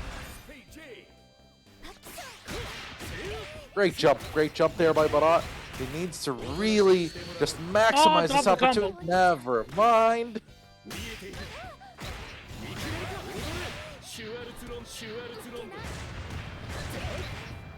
That's really good. That is a really good conversion there. And as long as he completes it, he should have the round. And Barat with a perfect as a response Set to point put us for at double both set players. point. Final round. Get ready. Fight. Oh, no. Oh, the react. Oh, it didn't That work out. is exactly. Yeah, that's exactly it. The Kain's rev blow towards the end. Even if you respond, if your own rev blow isn't lightning quick like Janae's, you might not be there in time to punish him.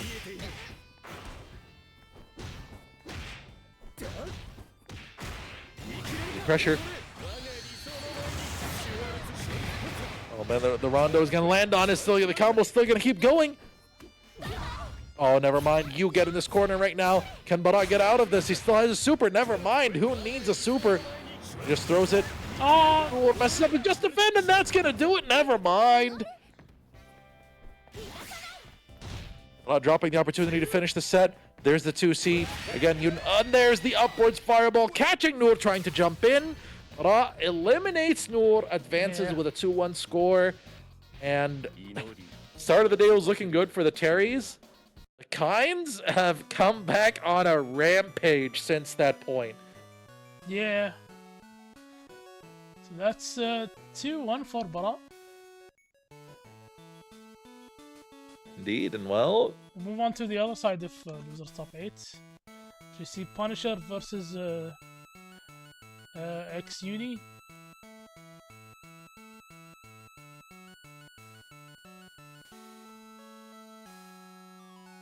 Punisher versus Zuni. Alright, well. I'm not familiar with Zuni actually, because this is not the Moroccan Zuni with a Z, right? So that's not him. Yeah.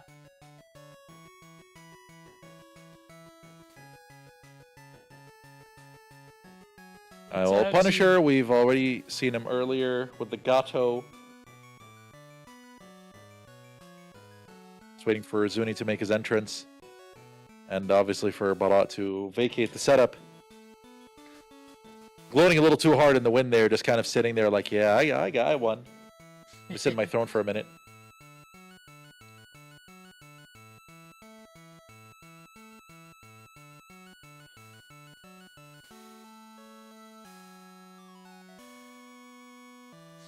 There you go. Oh, my. Okay.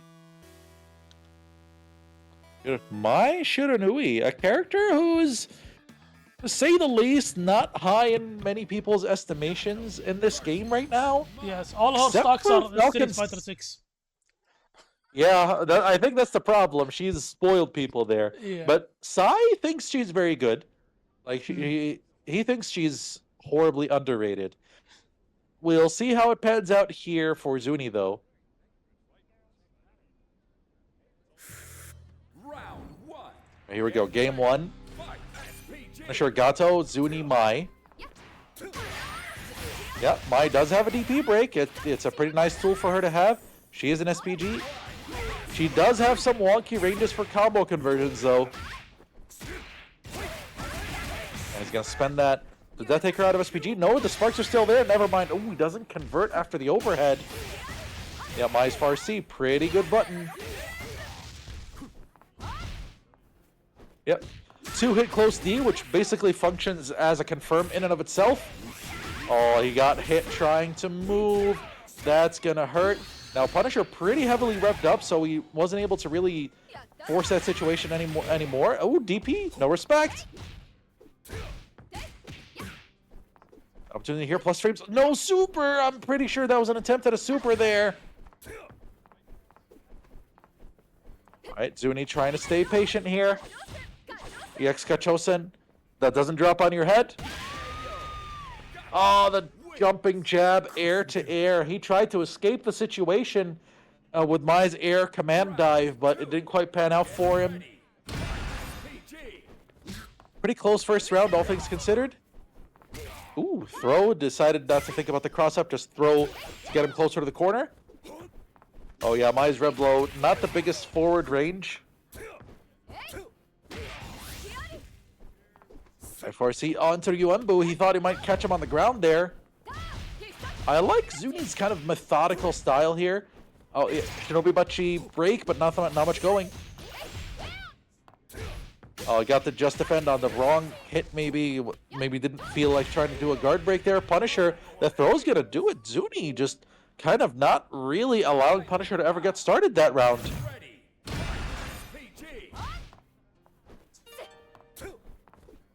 Punisher kind of just playing a bit more passively, trying to be cautious here. Wait for his opportunities. Oh, that's gonna be a punish. Never mind. Not close enough for the DP break. Light super, that's gonna at least take her out of SPG.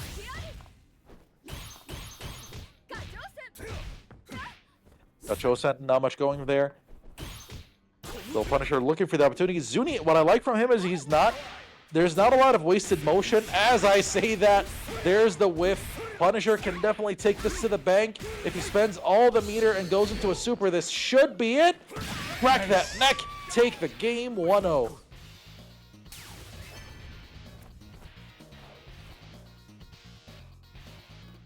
The man who chooses to fight without using his eyes. Round 1. Oh, Get ready. not working out too badly for him.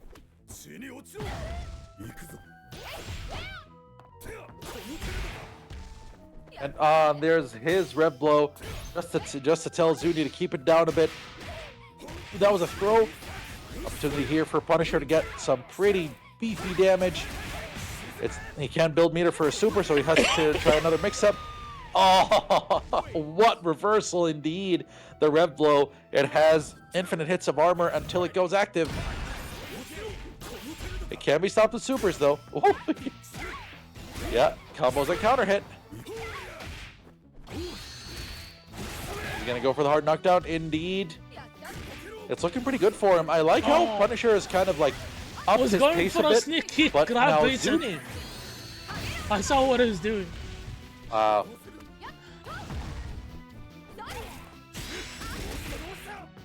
Tricky decides to go for the overhead, but Punisher there's the command grab, and he has the super to finish this.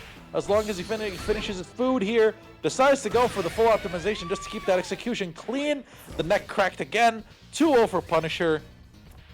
It was looking a bit dicey for him at the start, but once he upped the tempo, it got much better for him.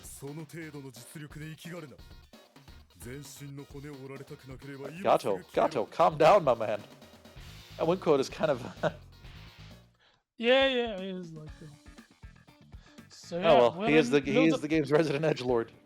Yeah, we're in top 6 now, so we'll do Bara versus FRESCOO. Ah, okay. Kind of an old school thing.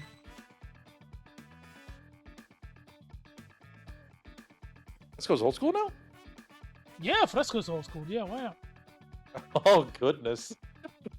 I met him when he was still in grade school. Oh my god. Yeah, when he was just a Smash player at the time. It doesn't.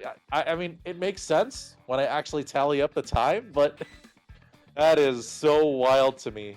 He's considered one of the older guard now. That's how time works. Yeah. All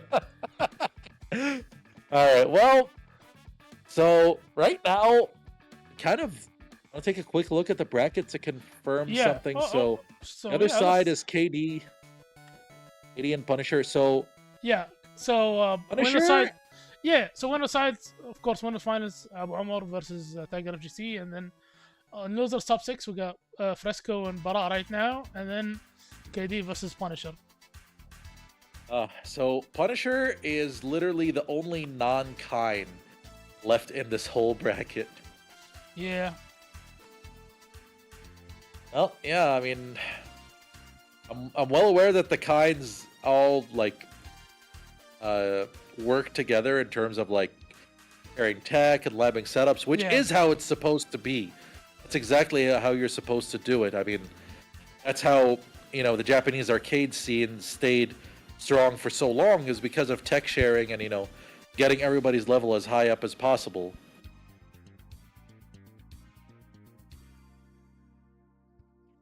So we're just waiting on Barat to get in here. Yeah. A man hasn't played a fighting game in I a think decade, still he's working out on how to navigate PlayStation, loops.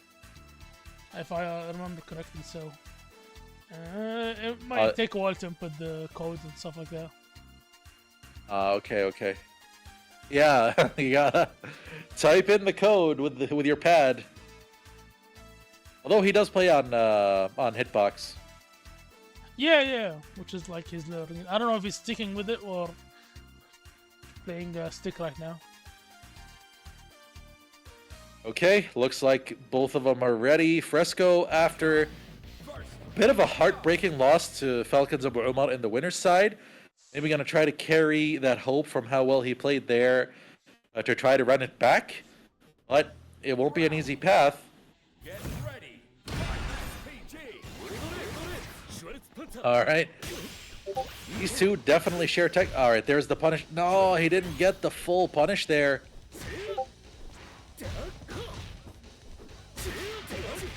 Bro, getting body. Never mind. Looking a bit hesitant by both players here at the start. Pokes getting exchanged. No real opportunities established yet.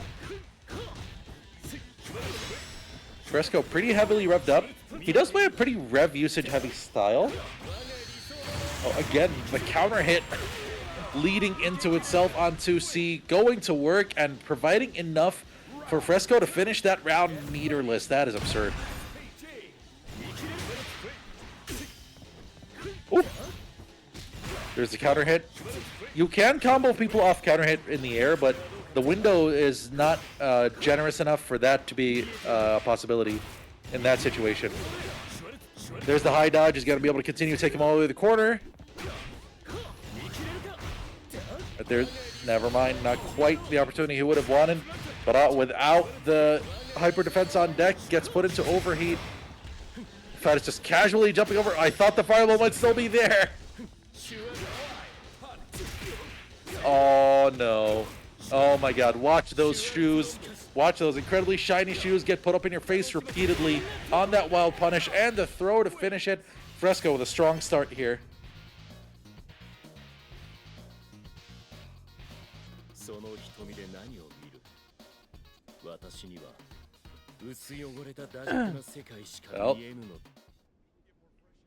Well, there's Kain. He sees a weakened Tainted World, so he's going to take it over, even if it takes 5 of them. Again, both of them like to do that round start rev fireball just to kind of... We're seeing... This is almost beat for beat how the previous game started. Previous set rev. There's a crouch C preventing Bada from jumping out. The cross-up is going to be able to get some pretty good damage here. Decides not to spend any meter. Goes for the cross-up again, but justifying it the right way. We just backed out, didn't have a flash kick ready, decided not to risk it. Well, there's the opportunity. Watch them shoes. Oh, the overheat there for Bada didn't quite manage his meter spend there, but still, this isn't the worst position for him. The Rondo blew up, and there, dash up close C. FRESCOO a little too slow with his defensive button. Just the timing of when to hit a button in those situations is basically life or death. That's what you realize the more you play City of the Wolves, honestly. Really good stuff. Trying to catch the landing, caught a button instead. Alright, decides to spend it, realizes there's another round for him if he's going to win this. So he's going to want to build more meter if he can.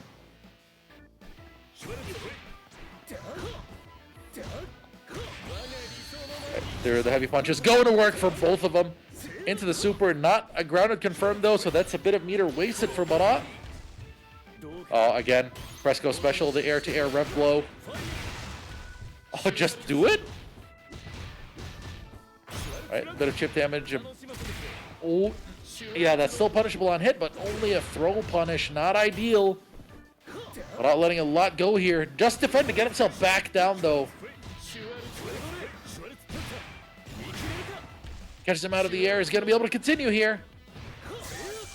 God crush. God crush. Oh my goodness. But he doesn't have the meter to finish it though. But he resets into the throw, and 1-1 is the score. Well now. After what was looking pretty comfortable for FRESCOO in game 1, Bara brings it back, tie it up, and, well, Round 1. Get ready.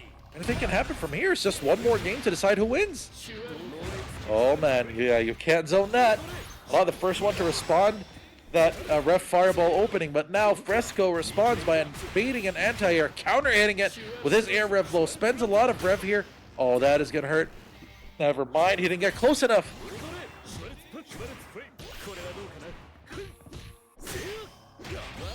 Yeah, that's gonna be a really good relief on his rev meter. Just needs a throw, needs anything here. Decides to jab him back down, but Bara with a response of his own after JDing himself back down. He's been so good about getting that. Oh, but Get ready. Fight. high five indeed by these players. Both of them going for the rev Schwarzflamme. There's the dash under, not quite a full punish. All right, challenging him to do the hyper defense. It's not quite there yet. Oh, this is a rough situation. I thought if he got the combo overheat, still there though. Oh, there's the hard knockdown. Really rough position. FRESCOO potentially trying to bait something by doing that fireball to go backwards. And not close enough for the counter hit double. Wow, he's so consistent with that. And Baraha couldn't even JD it since he was in overheat. Jumps over the super, wasted meter for Bara. It's getting rougher and rougher for him. Ooh, FRESCOO backdashes. His backdashing habit costing him the whiff punish opportunity. And again, Bara just throwing those supers, just hoping for something to happen. Nice S-defend. He guard canceled. I saw the guard cancel prompt came out, but I think he just did the wrong thing there. And you know, there isn't much you can guard cancel to in that situation. Yeah, if it's not any of the flash kicks, then it's probably might have messed up and did something else. I don't know. But yeah. With that, yeah. Sadly, Bara has to leave the tournament. But 2-1. Yeah, good showing for him though. Yeah. Top six. Top six is pretty solid. Mm-hmm. He is the first of the Kain army to fall. No, at the hands of another Kain, but I digress. Punisher, the only one in the way of this invasion, and I guess we'll have his match with K-Dash coming up next. Yeah. For the other side of top 6. All right.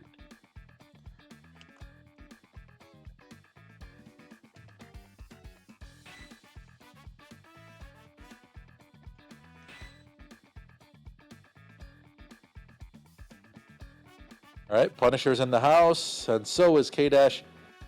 Barat needs to step off the setup. Yeah, there we go. All right, we're ready. It's still only first to 2. We know the matchup, Gato versus Kain. I'm sure Punisher has had a fair bit of this matchup to work on for a while. But now he's going to have to show something for it to beat as accomplished of a Kain player as K-Dash here. Oh, all right. We just jump in. Yeah. Oh my goodness, that is almost 50% just off of that. All right, Punisher going for a bit of a high octane style right out of the gates here. He still has SPG. I love that. Really good stuff. He's in overheat now as a result of that guard cancel red blow. Oh, doesn't quite get that. You gotta wonder. You know, even the guard break would not have been the worst thing for Punisher to deal with, because he wouldn't have taken all that much damage, and he still proceeds to just attack his way out of the defensive situation there. Oh my god. Jump red blow into ground red blow, the classic. Oh no, punish on the landing. Okay, gets another chance, gets it that time. Gets caught by the Schwarzflamme. 2C there. Oh, never mind. The sweep, no punish there. Gets over with the cross up, but no conversions. Just some taps being exchanged by the players. What goes for the high dodge attack, but KD clears it and then punish on the other side. Tense moments here. Both players having clear opportunities and not taking them here. All right, DP. Oh, this is big, but depending on how much he spends here, decides not to spend anything, wants to keep it for another opportunity, because if he gets another hit, he has to hyper defend, decides not to. Was afraid he'd die for it. Yeah, he's gonna get guard broken. He decides that he's giving up this round and to keep his meter for the next one. Solid start by both players, 1-1 in rounds. Good throw break. Oh! Ooh, he's gonna be able to continue here. Never mind. Ah, and he got the shimmy, but didn't do anything with it. Yeah, there it is. Kain's Hop D.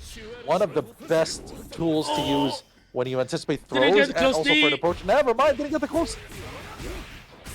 There it is. Ooh. Opportunity now for Punisher.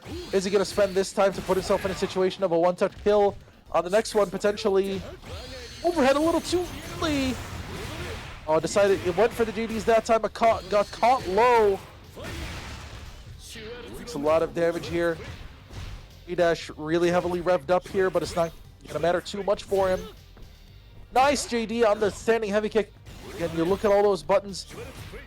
Unorthodox usage is being applied by K-Dash. Never mind, no anti-air. Oh, the just defend timing was looking very confusing with how the fireballs approached him. And KD 79 takes game 1 over Punisher. Get ready. Fight. Again, just jumping in with heavy punch. And this is pretty much just about 500 damage right out of the gates. DP. Right, Punisher, and again, flubs the Wild Punish, the same thing that cost him game 1 towards the end. That pushes him towards the orb. Oh, the disrespect. But now KD is in SPG. Oh, that is an excellent call out. Punisher not averse to the hard read and to the statement play. That was really nice. Wow. That time, wow, Punisher just going in with the air rev blow. There is just zero respect on display here. The SPG damage boost going to work with about 55%. Really good fuzzy jump there to get out. Counter hit is going to be able to convert here into something pretty solid. Oh, never mind, solid. That's a kill on the very last hit. A really good response by Punisher. Well, this is what will decide if the rest of the tournament will be all kinds or not. Oh, Punisher, there it is again. AD is just not respecting the DPs whatsoever right now. Hasn't baited them successfully once. Oh, yeah, there it is again. The hop D by Kain. Did it once, do it again. Nice block. Yeah. Ooh. Oh, the 6B, but nothing happening there by KD. Not a wild punish, but he can still just take the reset into a throw situation. Ooh, that hurts. Combo, no. 6B keeping KD on the ground. No DP anti-air. No attempt at it. I'd have been thinking about the air rev blow. Again! Oh, he got him trying to move, and Punisher is on set point! And the fear of Gato's mix-up. You might have been thinking about command grab, because command grab combo into super would have been enough to kill. There's the rev blow, and you can see the difference in ideology with E-Dash going for SPG on final, whereas the Excel ratio is what's being used by Punisher. He likes fast starts. It's his character. 6B, DP break. Really good read on the 6B there. One of Gato's best buttons, and thus gets the high dodge attack against it. Again, I think Punisher has literally landed every single DP he's thrown so far. In overheat now. Yeah, has stock for Let's stay pick. Oh. Ooh. We're in overheat now. Situation still heavily favoring K-Dash though. Oh, that, yeah, he should be able to spend something nice here. First DP baited and finally gets a punish, but he didn't have an either. Second DP baited. If you're gonna get it, now is a good time as we go into a double set point situation. Get ready. Final round. There's the high dodge attack. Really nice start by Punisher. Doesn't spend anything extra there. Nerves potentially showing there. Is he going to spend something to put himself on a mix-up to kill situation? Decides to go for the hard knockdown. Goes for another one in the throw. He was waiting for a reversal, but K-Dash doesn't throw reversals that often. Oh, that was an opportunity. Another one. Good blocking by K-Dash. Good patience. Another throw. I think another one will be enough. And there's the reversal at just the right time, but he doesn't have any additional meter. Could build one through some pressure, though. Oh, this could be a comeback. Oh. Never mind, the super is there, and Punisher gets out of that mix-up, gets out of that set as the winner, and survives to go on to the next round, where he'll have the run back against FRESCOO, if I'm not mistaken. Yes. Really good stuff. K-Dash eliminated early. Might not be what he aspired to in this tournament. He's had a couple of pretty high placements in online European tournaments recently, alongside making top 8 there alongside FRESCOO last time. So he would have been hoping maybe to make it farther in this bracket. Gets a top 6 finish. Still, you know, a lot of difficult players in this region, and in a tournament format, you just never know. All right, so that's the match we have next, FRESCOO Punisher? No, we'll do winners, finals, losers, semi, losers, finals, and then grand Oh, okay, the optimal order. Yeah. So I'll change it to first 3.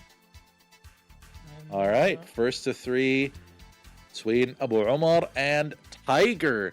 So, but we'll just want to do some promos. So we got some upcoming tournaments. So first up after this, we got Grand Blue Fantasy versus Rising. That is number 6, happening Thursday, June 19th.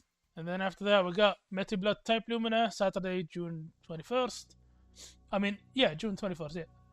And then Guilty Gear Strive, June 23rd, Monday. After that, we got Third Strike on Wednesday, June 25th. And then closing out June will be a new game we're running for the first time, Dragon Ball Fighter Z. So yeah, that should be scheduled for June. Is that game's online okay now? Yeah, like, they fixed it. It's better than when it was before the rollback. You know, it's an improvement, but it took a while, I guess. So yeah. Did the thing with the whole character cloning and all that they ever get fixed resolved? it. Okay, I think they fixed all that. Okay. It had issues at first, but they fixed all those issues, I think. So yeah. Cool. All right, good on the Dubfizz guys. I'm happy for them to have a tournament. Honestly, like that game, its online kind of took it out of getting more than it could have had for. I mean, initially for such a big release. Yeah, it wasn't out of the ordinary. It was like, oh, that's just how it is, you know, the netcode. Yeah. So it's just it kind of got lucky because it's like at the tail end of that, and then usually like the games are, you know. It wasn't expected that it would get rollback support, but it might be because like the game got a lot of support for many years, like what is it, 5 or 6 years of DLC support. So yeah, I mean it's Dragon Ball, and it's a good ass game in its own right. So I'm pretty happy that, you know, the Dragon Ball Fighters players get to experience that. You know, especially since this was basically the Dragon Ball fighting game that people dreamed of for so long, and just kept getting hampered by the delay netcode. And I guess ArcSys with Tokon Fighting Souls now, Marvel Tokon Fighting Souls, is kind of their second crack at getting a big name franchise under their belt. This time with their whole rollback structure ready to go. And that could make that game really huge.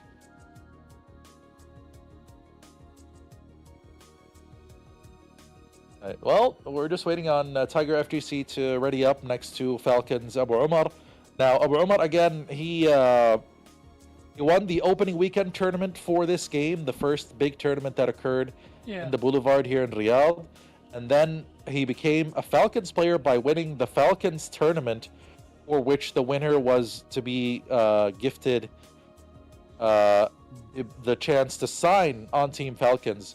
And Sai proceeded to win the second tournament for which the same opportunity was granted. So they're both players for Team Falcons now. Yeah. And I would assume at some point they're also going to be competing in the remaining tournaments for the 3 slots left for Esports World Cup qualification. But that is something still to be known in the future. For now, we have this first of 3 set between white and green Kain for Abu Omar, the white with the green trimmings. And over there, the dark green with the yellow is going to be Tiger FGC.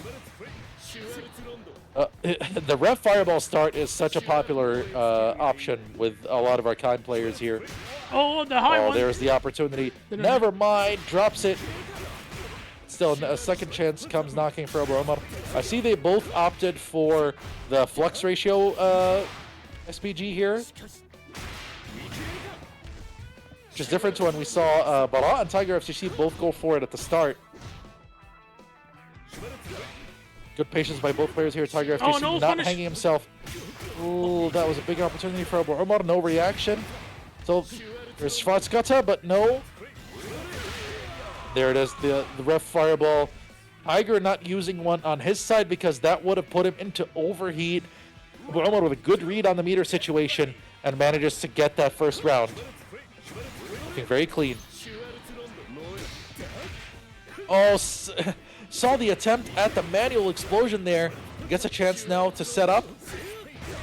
Oh, that's gonna hurt. Look at that. He might take him in and out of SPG in one touch. Indeed. Oh, God. That is brutal. And if Abu Omar had his own SPG, that would have been it. Decides to take it easy. Doesn't want to spend any of his health bar on a bad hyper defense attempt. Abu Omar keeping it steady here. Air to air with jump A, and there's the stand C to finish it. The heavy punch just slapping him out of there. 1-0 to Abu Omar here in Winners Finals.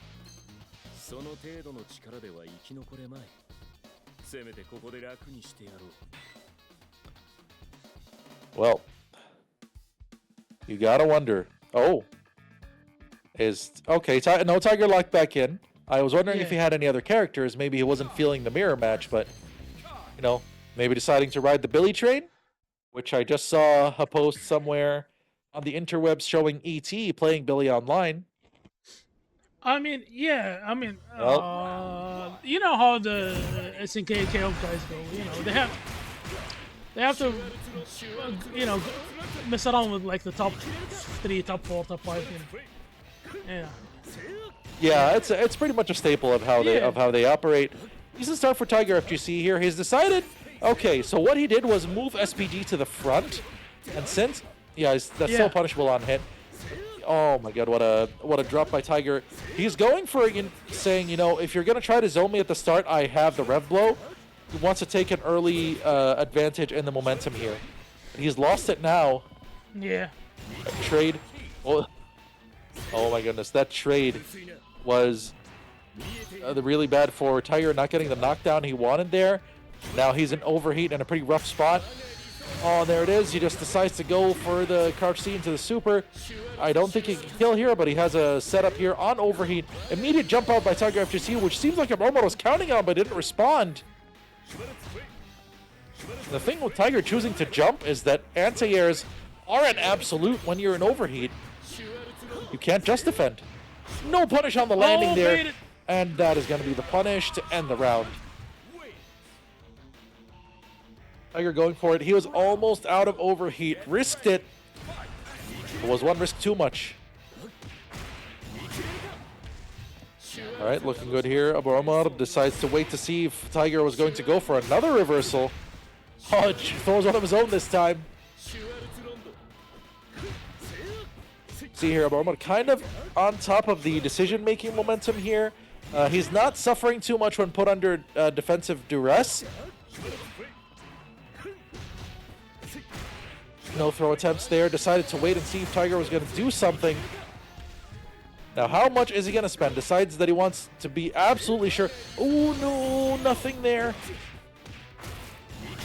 Oh, successful pressure there into the close C. He's going to spend the Fireball Super. Oh, the backdash, and since the Rondo doesn't knock down or put into a juggle state, Ball manages to escape. Can you imagine if it does? No. Yeah. Oh god, that would be terrible. Oh god, I don't think we'd be able to deal with Kain if that was the truth. Nice just defend. Oh, catches him on the landing, but no combo. Oh, stuffs it. Oh, no invincibility on that. The crouch heavy punch to the rescue. Again, Aburomar 2-0 up. Yeah, quick rematch. Get ready.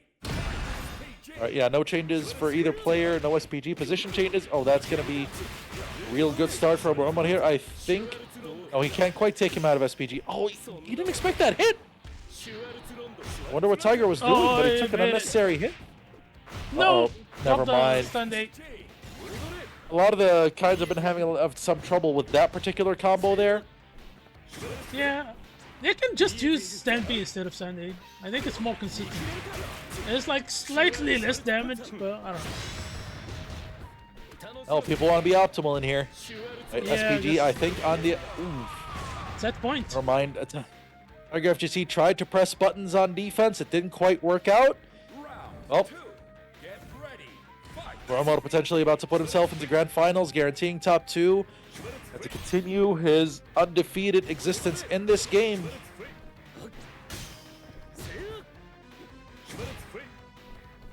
Oh, heavy punches being pressed, kind of measuring out whatever Tiger is going to do first. Ooh, he was dashing. He got caught dashing there, and that is a huge mental blow. He's lost SPG and a lot of momentum here, and now he's going to be able to... Oh, look at them shiny shoes. Look at them shiny shoes going to work. I think... Oh, never mind. I think there might have been a potential to finish that there, but Aburomar not quite managing to make that pan out. Still Aburomar staying patient, and the backdash. Good stuff there by Aburomar. Wins it 3-0. I'll be right back while the next match gets set up. But congrats to Aburomar, and we'll see him in grand finals. So yeah, that was 3-0 by Aburomar. Move on to the loser side. This will be loser semi, which is not, first three. It's first through.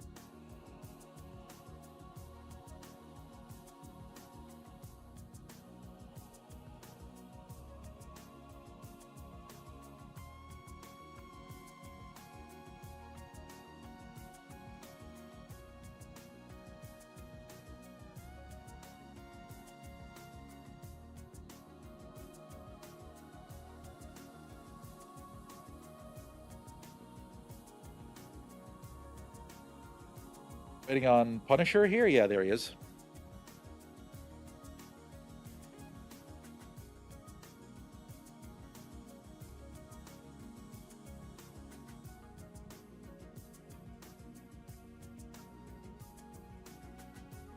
All right, well, we'll see if Punisher manages to come up with different answers than what he had the previous time these two fought. FRESCOO taking the victory that time.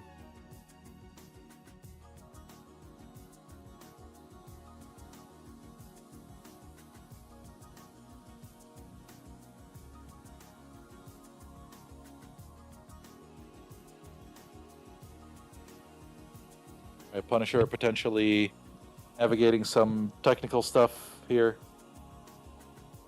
It's going to be interesting if he's going to try to go with that faster pace that he used later on in the set against K-Dash. I think that was a good way for him to approach. Overall, for what?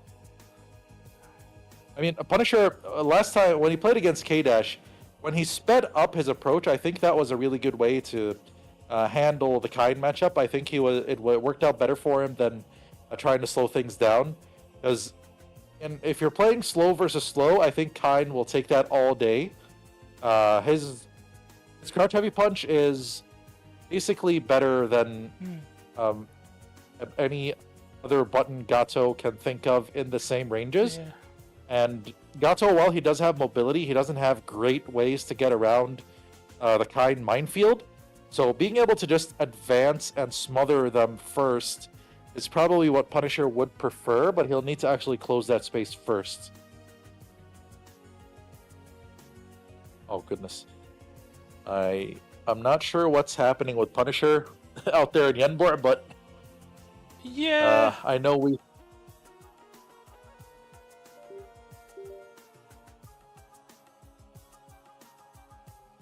Yeah, he's kind of trying different things to, stabilize and get in on a decent connection. Definitely don't want to be fighting a bad connection, and you are not getting anything done in this game on a weak connection for sure.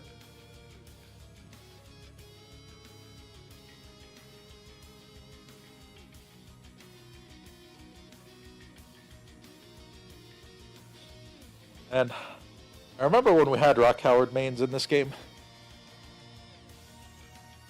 That was a good time. what? Rock I remember when we had people. I remember when we had people actually maining Rock in this game Yeah. 2 or 3 weeks ago. they've all been disappearing. I think Shadow X is and Ryuki and a couple of others are the only Rock players left. Freezer dropped him. Oh my god. I remember. I don't remember who else dropped him as well, but yeah, it's Rock. After starting out pretty nice, Shadow X even won a tournament with him, and got signed by Falcons. But it hasn't been a great time for him overall.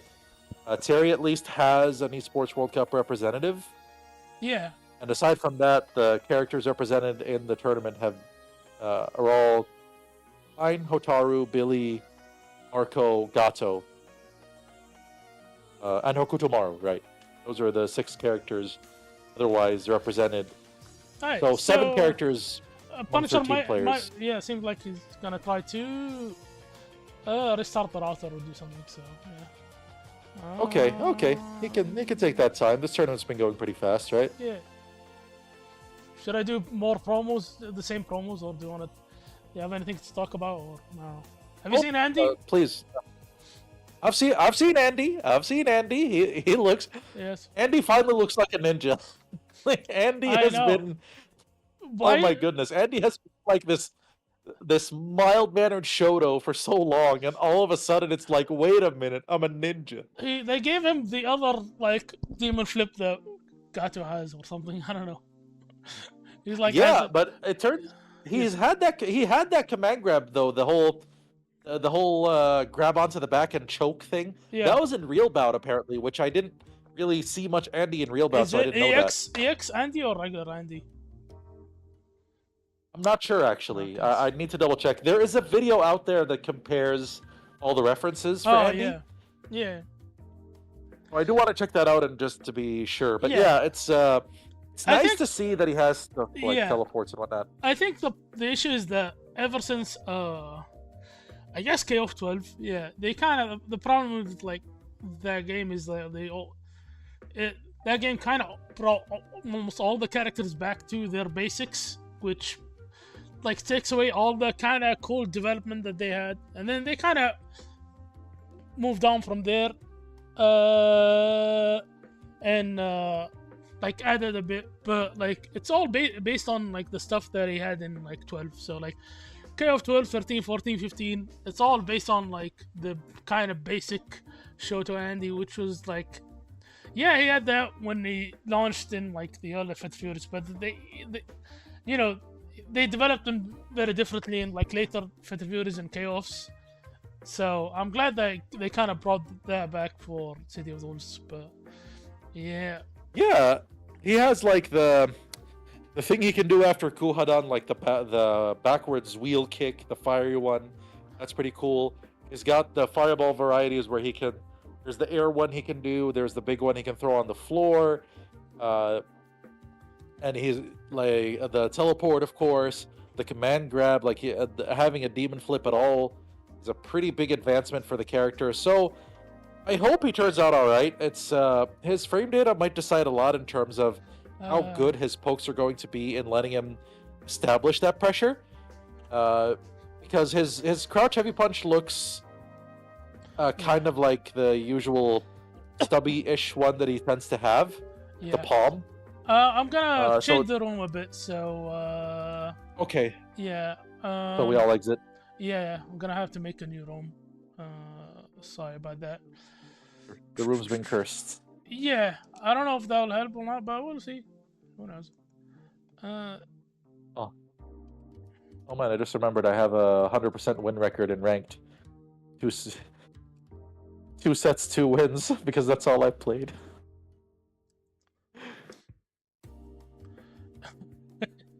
Yeah. Yeah. Okay. I literally just ran into like another Terry, and he refused to block. Like literally just refused to block anything. So yeah.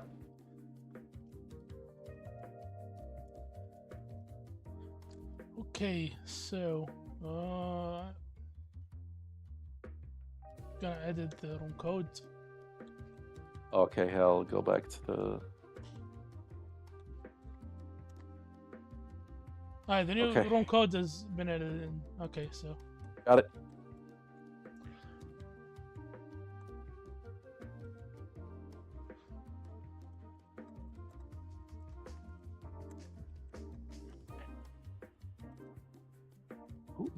Who decided to make semicolon a menu navigation button? Yeah. That is absurd. Alright, okay, so...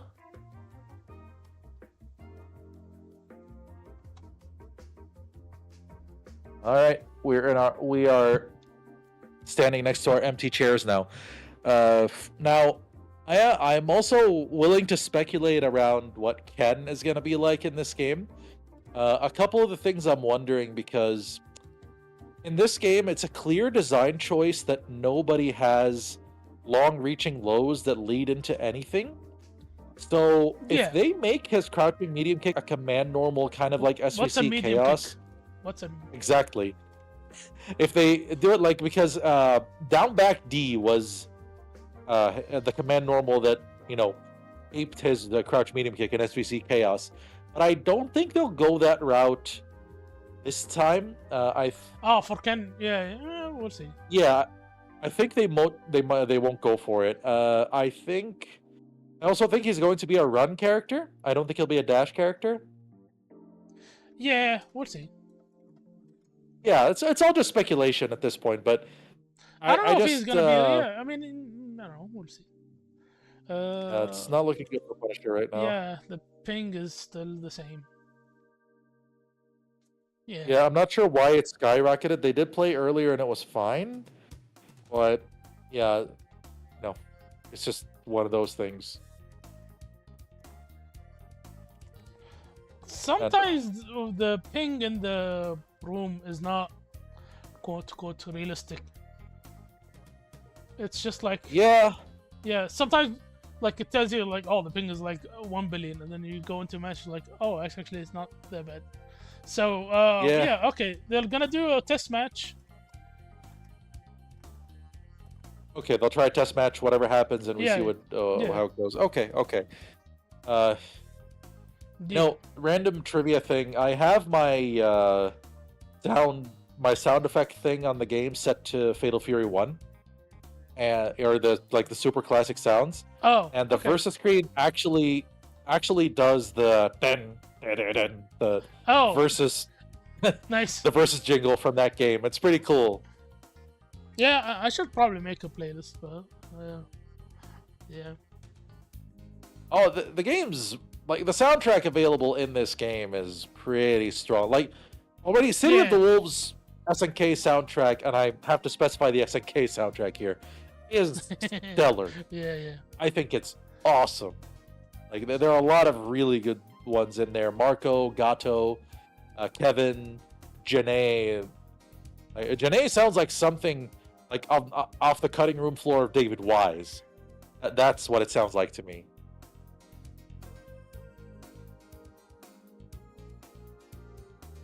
Okay, there's Punisher. The number looks lower, so maybe when they get in, it'll stabilize a bit more onto this test match. Let's hope.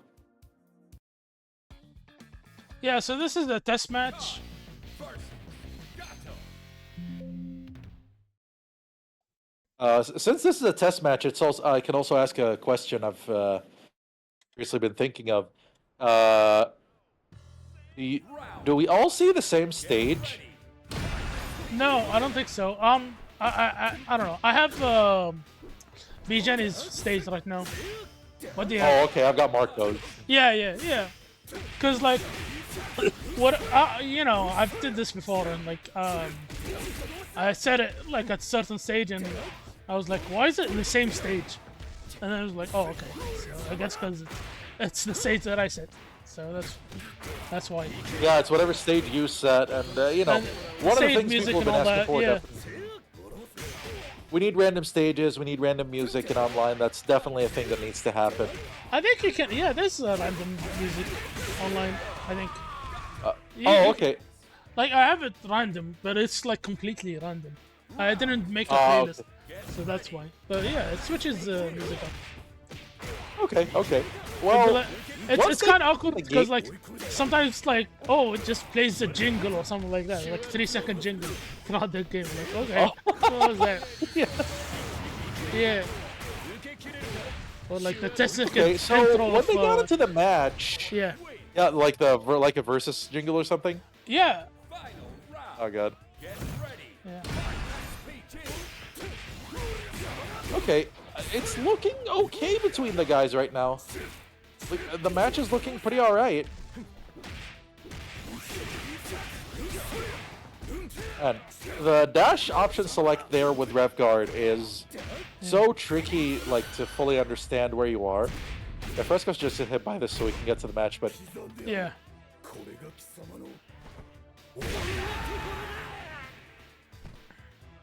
K.O. Gato. Win. God, it's Eh, kind of weird. I used to have a lot of bones to pick with Gato, but it's looped around in this game that he's just like, I find him so charming in this game. I just find the whole way that he's. Oh wait, are we still on first to 3 or did we no, turn the it's room back first to 2? I have it first 3, but it doesn't matter. They'll play first 2 and no. Okay. But yeah, it's looped around to where I love how over the top the whole shtick has become. And Yeah. I'm kind of just like really like the character. Also, I mean, I've seen all the endings in the game, at least for arcade mode, and I really, I felt a little warm and fuzzy inside with isn't Hotaru's endings. Whoa. Yeah. Okay, it looked fine when they tried just now, but maybe Punisher has another thing in mind. Or maybe we'll see something on the Discord. I don't know. Yeah. He says he's gonna turn up some server. I don't know. Ah, okay. Alright. The matchup versus the internet.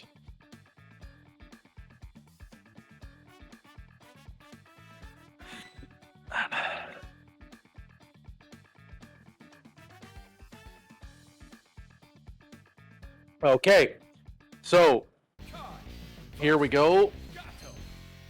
Losers semifinals now between FRESCOO as Kain our Heinlein versus Gato in the hands of Punisher. Okay, so this Now, is again- match. This is gonna be a match.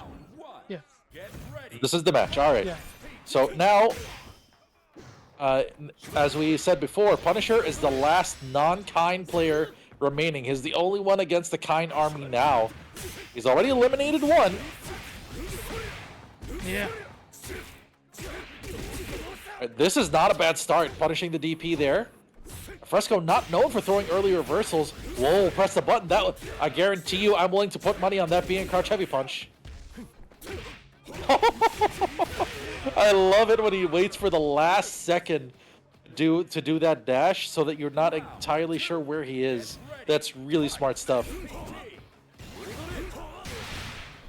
Oh, gets caught by the double fireball. That's going to put him into the hard knockdown. Gets caught there, but it was a little too late in the Rondo's life. Went for the 6B, anticipated the crouch heavy punch, or maybe a crouch B. Ow, that damage with SPG. Whoa, whoa, whoa, whoa, whoa. All right, all right. Where is he? Oh, no, come on, get out. All right. Tricky, tricky. Yep, takes the hard knockdown. He's not too heavily revved up now. Oh, FRESCOO! I know I told you to do more reversals, but this is not what I meant. Yeah, he spends double. Is it gonna be enough though? Yeah. Oh, just barely. Punisher with the first game in the bag with an excellent optimization off that DP punish. Really good stuff. Round one. Get ready. TG. Here we go again. Game 2. Oh, too far. Kain hopping backwards casually as he throws a fireball. Ooh, that is painful, and it's definitely going to take him out of SPG. Now again, Punisher has been really on point with these reversals. They're really good. Got to keep those flash kicks on deck. Oh, no. Ah, that time. Punisher throwing the round there. Never mind. Overheat. Well, yeah, a little on the nutty side there, Punisher, but hey. Round two. Get ready. Still one round. He's still 1-0 up. FRESCOO going back to basics, focusing on getting his anti-airs right, making sure he doesn't let Punisher get free pressure opportunities. Nice using the plus frames going into jab that time. Ooh. With punish failing from FRESCOO's part, he wasn't close enough. Ooh, failed the link there from close A. Maybe it wasn't. Oh, wild punish! Nice. That, this is good. This is very good for Punisher. What's he gonna spend? Decides to go to the Rev DP. Oh, no, link. Oh, Okay. Counter hit. He can still continue from here.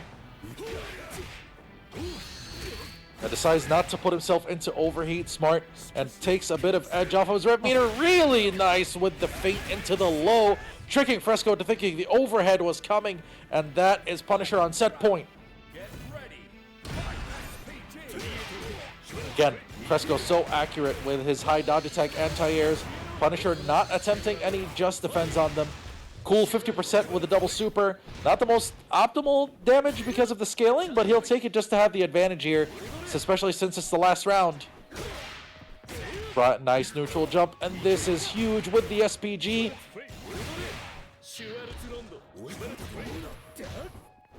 Gato doesn't have anything on that Schwarzflamme. All right. Oh, the Overhead. Yep. That's Yeah, from, but it doesn't target get comp. him much of an... No. Being no. patient there. Oh, that's a big counter hit. I think that was the crouch heavy punch that got stuffed there. And he's going to spend first meter here. Now, is FRESCOO going to go for it? Blocks the overhead. Good stuff. Ooh. Oh, what? Is that enough? No. FRESCOO. Oh! Dash out one. into heavy punch as Punisher attempted the cross up. What a heartbreaker for him. But FRESCOO stays alive, makes it 1-1. We're going into a final game here. Punisher was just on the verge after a huge call out with the super. Gotta wonder. I don't know if the other level 1 is invincible. I have to check that. Ooh, 0 respect on the mix-up. Great work, keeping himself cancelable and actionable to use that rev blow. Huge advantage gained here by FRESCOO. Ooh, the dash up throw too far. He attempted it that time, but the attempt completely failing. No anti-airs. Punisher seems to have been completely rocked by the horrible loss that he took at the end of the last game. Needs to get it together. Oh, gets over with the wild punish, but it wasn't fast enough to continue.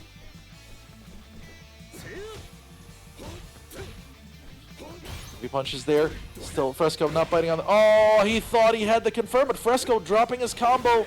Nervous moments for both players here. Oh, really, really good high dodge attack to stop the air rev blow. Now FRESCOO in danger of getting overheated here.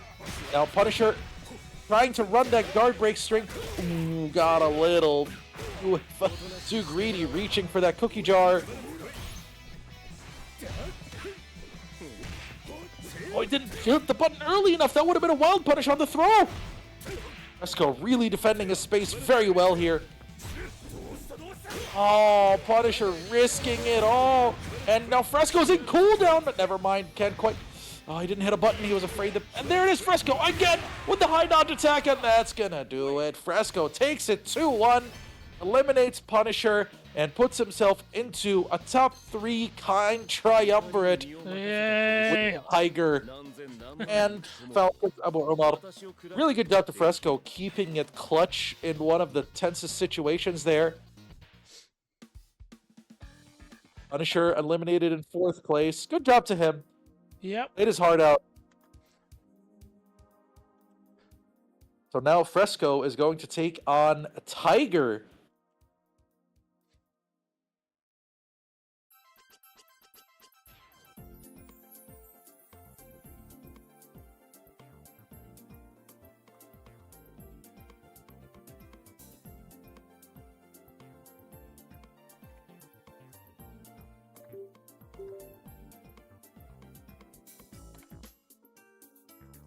Oh, maybe FRESCOO, he's still up on that setup, didn't decide to take himself off of it to take any breathers.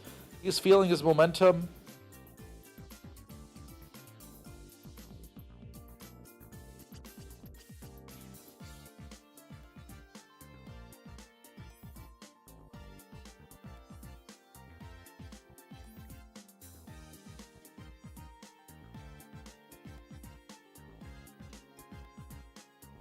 Well, Romar had looked a bit on the slower side against FRESCOO. They had ran a pretty close set.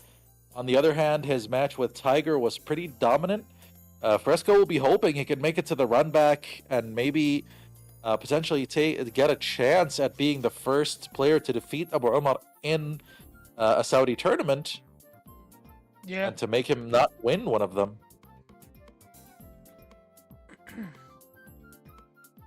Is Tiger on PlayStation as well?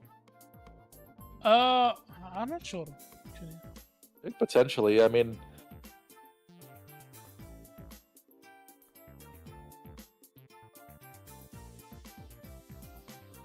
you know, I don't know, I don't think I can play fighting games on PlayStation anymore. If I have the choice. I just don't buy them on it ever anymore.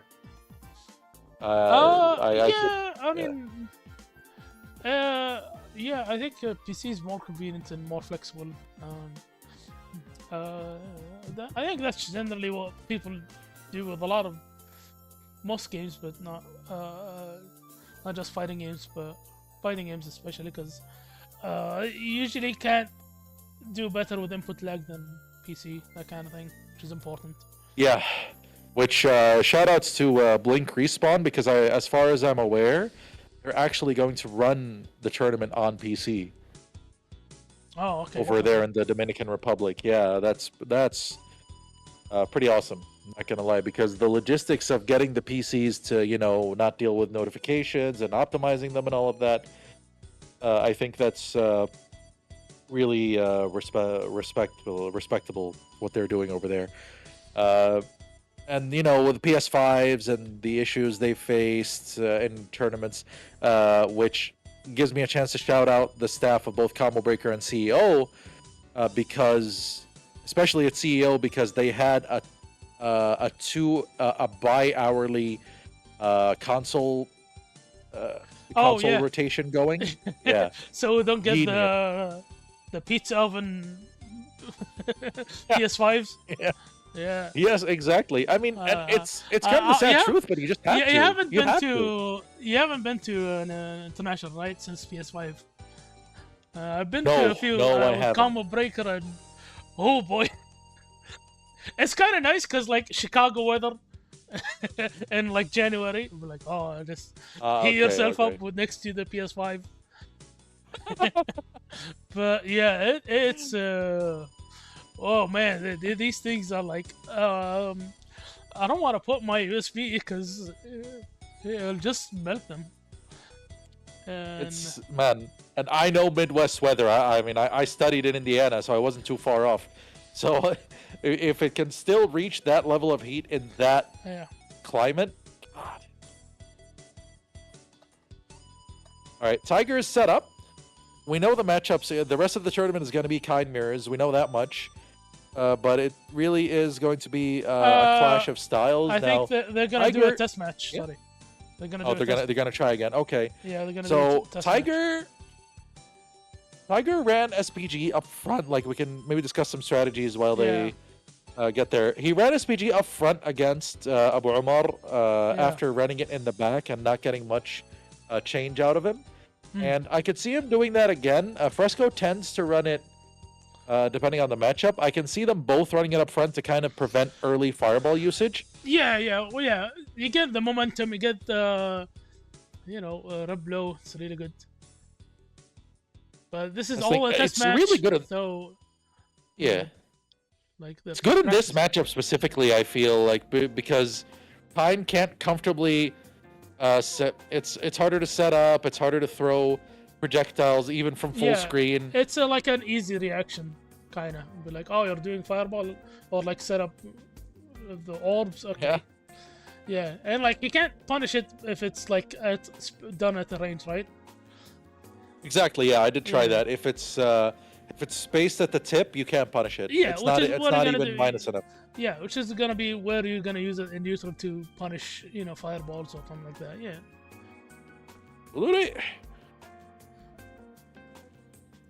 And I've been hearing these voice clips a fair amount over the past week.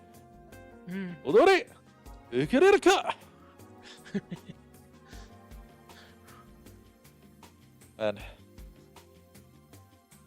I'm imagining, like, since I main Ashe in KOF 15, I'm imagining having that crouch heavy punch in KOF 15. Woo-wee. Wouldn't that be nice? Don't give me anything else Kain has. Just give me that. Instead of the anti-air? Like an anti-air, okay. He flash kick. The anti-air is kind of, like, it works, but, the thing is, like, his Ashe's flash kick is like easy to cross up, so sometimes the crouching. It is. Yeah, and especially in KOF 15, they kind of make cross ups have a kind of wider hurt box, so you can anti-air them down. So, yeah. But I mean, I get it. I mean, it's just because he doesn't have normals that cross the ground quickly. Yeah. That's kind of like a big blind spot he has, so that's kind of where I'm going with that. Kain's 2C anti-airs anyway. Alright, here we go. So, we're starting losers finals. This is going to be first to 3. FRESCOO strikes first blood with the air-to-air rev blow. Still, they both have SPG, so at this distance that things are much more dangerous. FRESCOO again. Oh, that's twice. You wonder if Tigerfgc is going to start scouting it out, and if FRESCOO is going to make an adjustment. Okay, no continuation there. Oh, he went for it and put himself into overheat, and this is now a really bad spot. Yeah, he had to try something. Oh, drop the combo. Schwartz cutter to put him on the ground, and again, FRESCOO is so good with that, so consistent at high dodge anti-airing. He went for the whiff punish, was just a bit too no! Ooh, he didn't realize which super it was. There's the counter hit, but too far for the second one. Oh, okay. Oh my goodness. Okay, that is a bit rude. Yeah, he can't just defend now. Immediately jumps over. Oh, never mind. That could have been confirmed. It was really rough going for both of them there, but FRESCOO ends up barely edging that first round. Again, so good with that. I basically almost never hit buttons when jumping out on FRESCOO just because I know he's so good with that. I just JD and land closer and hope to start from there. All right, goes for the throw. Wasn't a full-on tick throw, but the fear FRESCOO was in, allowed it. What went for the rondo and behind? Oh, just do it again. It is a frame trap into itself on hit. Oh my goodness. Who is in overheat here, but now FRESCOO is going to be put on the back foot after this hard knockdown he's going to suffer. Guard meter being drained here, yeah. Of, lack of rev guard to do cross-ups. Oh no, no. The guard break and the fireball just barely getting there in time to make use of the guard break. Tiger, I'm not sure how intentional that sequence was, but it worked out really nicely for him.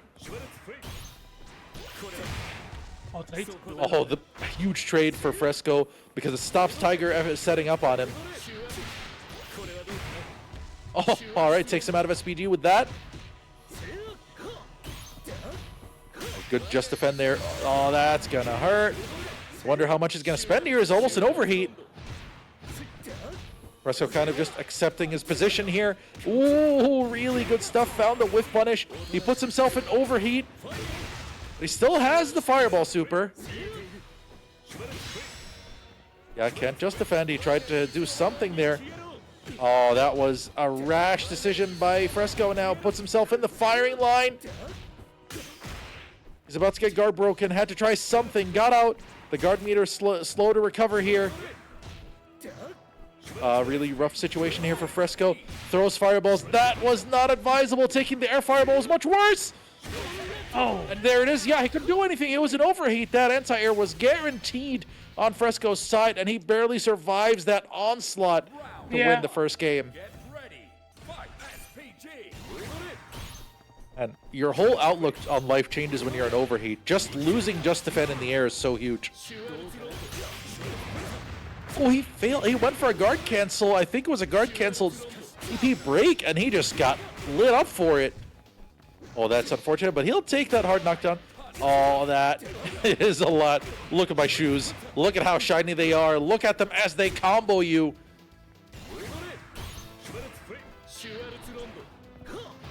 Oh, didn't attempt anything. Was afraid of the rondo there. Uses the heavy kick early, which costs him a bit of frame advantage. Wow, look at those crouch heavy punches fly. That's a frame trap, and this is gonna hurt. Exactly, that's just what he needed. That counter hit conversion. FRESCOO with excellent awareness. Really studies his character very, very well. Oh, that was almost a huge pickup there by Tiger. Ends up with a lot more rev spent, but still, he's not in too bad of a spot here with FRESCOO in the corner. Oh, FRESCOO, no anti-air attempt, but still takes the throw. Ooh, well, he was trying to move there, was FRESCOO. Got caught moving by that rev blow.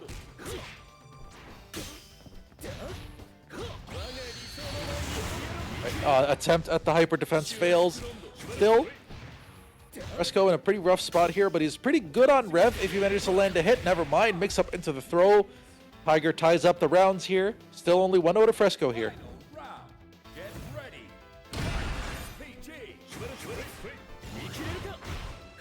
It's in there. FRESCOO doesn't want to play the game at full screen. Gets the frame trap. Goes immediately into super. Just wanted the target of getting SPG out of the equation. And there it is again. The anti-air from FRESCOO so present. Goes for the delayed overhead. Oh, he just pressed that button. He's like, what frame disadvantage? Ooh, big mistake by Tiger. He put him into overheat without using rev. Maybe subconsciously thinking of not overheating. Big mistake by Tiger. Costs him game 2, and FRESCOO up by that amount now. 2-0. Great. That's the thing with Kain's close C. all that cancelability, and his close D as well. Lanza just to get him off of him in that situation. Still, Tigerfgc just kind of going in, going berserk. Decides to be patient. That's taste of his own medicine there. Crouch C again. Oh, yeah, got caught backdashing there. That was the rev blow. He didn't have his own answer ready. Would have needed his own high dodge attack. Or to just punish it. If he stood there, I think it was in punishable range. Oh, So, no! that... Ooh, big drop there by FRESCOO. Would have taken him out of SPG, and now he has to start over. No rondo placement there by Tiger. Oh, that is big.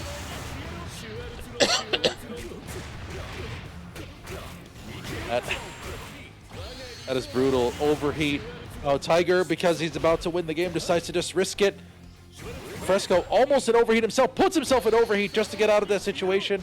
Tiger jumping over. FRESCOO still has a second meter. We got caught landing punish there. Punish, yeah.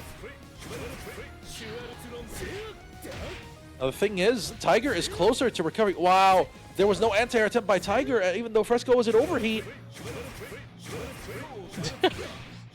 And when Kain's share a brain cell. Yeah.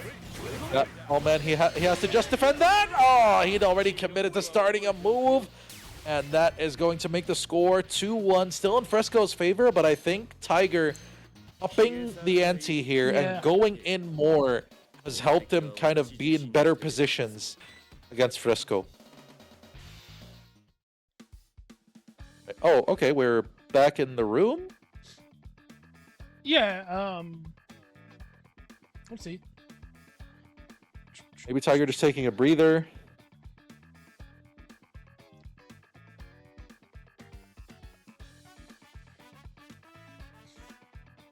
Sometimes you need that.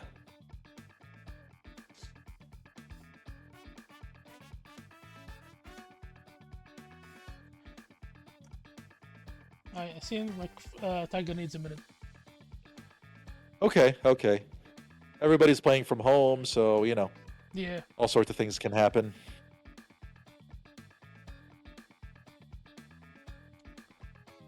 It's been a pretty good set. I like what I'm seeing.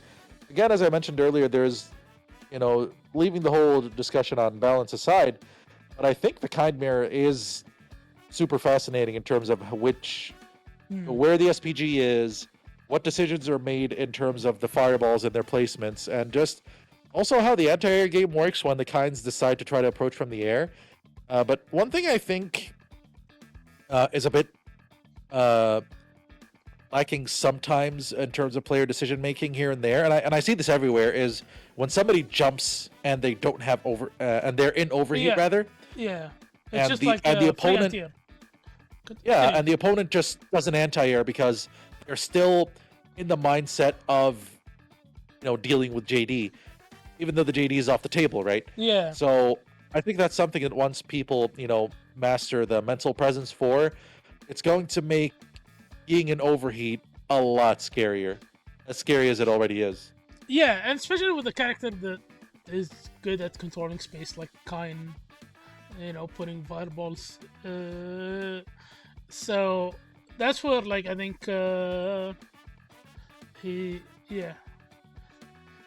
where, like, he can take advantage of overheat in so many ways. Like, he has a really good guard crush, and he can also do the, like, well, I'm gonna zone you while you're on overheat, and now it becomes like a real, like, kind of zoning becomes like significant, because, like, if you jump, you know, I can anti-air you and you can't do nothing about it. Yeah. Anyways, we get back to the game. Yeah, Tiger, again, the faster tempo. He's decided that he wants to be the rushdown half of the equation in this matchup. And I think that's been working out nicely for him. I think that's thrown FRESCOO off his game. All right, air to air B. Oh, that is... Dropped it! Was a bit late with the link, I think. Yeah, that's too far for the punish there. That's the distance where the Kind rev blow becomes safe. Yeah, had to do that block. The Flash kick would have been really tricky to time. Yeah, there it is. Schwarzkater behind the Rondo. Stay away from me. Oh, taste of his own medicine. Counter hit with the 2C. Round 2. Get ready. Fight. Man. SPG. Oh, all of a sudden, FRESCOO again. It's his habit of backdashing at those distances is getting caught onto by Tiger, and it's the second time he's caught him with the rev blow that way. It throws the EX fireball, but it's a rough situation. Puts him in an overheat position, and now he has to take all of this. Now he gets put into the hard knockdown, and he's still in overheat. Oh. Yeah, just ooh. 2-2. Rough game for FRESCOO. Tiger looking dominant right now. Final game, and the momentum heavily on Tiger's side. Again, the backdashes. FRESCOO just subconsciously trying to gain space and keeps getting caught by Tiger using advancing movements such as Rev Blow or the Schwarzkater. Yeah, and he's spending like 25 rev a pop on those fireballs just to keep distance, and it's putting him closer and closer to overheat. Oh my goodness, what? That fireball could have been death for him if he was a step forward. Alright, no more SPG, so no more rev blow to worry about. There was the backdash again, but Tiger being mindful of his own rev gauge. Overheat again for FRESCOO. He has been in overheat so often. 3 rounds in a row. Set point. Schwarzkater. Oh my goodness. All of a sudden, FRESCOO, after being 2-0 up, potentially about to be eliminated. Ready. Fight. SPG. Okay, air rev blow. Now, FRESCOO trying to turn up the heat. But an immediate response by Tiger. Got caught out of the crouch heavy punch. Ooh, the guard cancel again, failing 2 hits. Oh my goodness. This is really rough. FRESCOO really high on that rev. And a really rough spot here. And he went for it, but the orb saves him, ironically. That's pretty big brain from FRESCOO. Well, but he's still in a rough spot. Another throw, no. Oh, he backdashed into it instead of JDing. Fortunate. Oh, what a heartbreaker for FRESCOO to go out that way. But Tiger had really turned the momentum in excellent fashion. Wins it 3-2 to get his run back against Falcons Abu Umar. Tough luck to FRESCOO. Played well, but definitely got caught on a couple of habits that Tiger started reading and took a lot of damage for them. And yeah, it really just went from there. Well, Tiger stepping off the setup just as we wait for Abu Umar to get in here. Start the grand finals.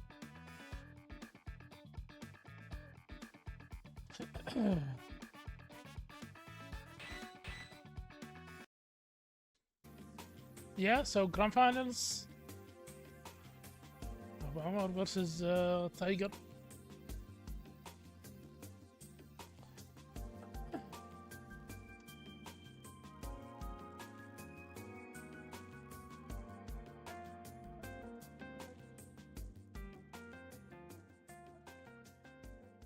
Well, I mean, we know the matchup, but Abu Umar is definitely a very different player to FRESCOO.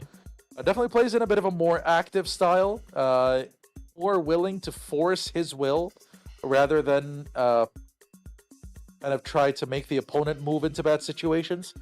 So we'll see how that pans out. It's kind of a stretch from the characters he plays in Street Fighter, because in Street Fighter 5 he mained Seth, and in 6 he mains Juri, as well as having a pocket Aki, all of which are characters where asserting dominance is the way, and that's kind of what he enjoys doing with Kain Heinlein.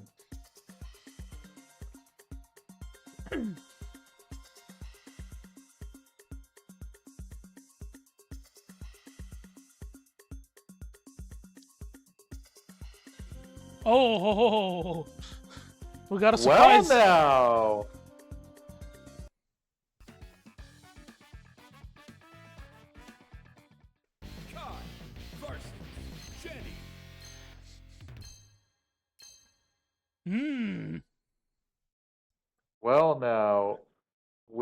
seen this. We're about to face this matchup against Big Boss on the Falcons tournament. You Yeah. have to wonder difference now with Tigerfgc. He's going in with the Bonjane, a character known more for pressure, but she does not have much in the way of defensive options, especially if she doesn't have SPG. It's still present right now. And of course, her damage is pretty high, but a drop combo there. Oh, Nice dash like under. Yep. And you gotta love how she plays up for the crowd. The close C, the 5-frame close C, mind you, showing off her inner Kusanagi.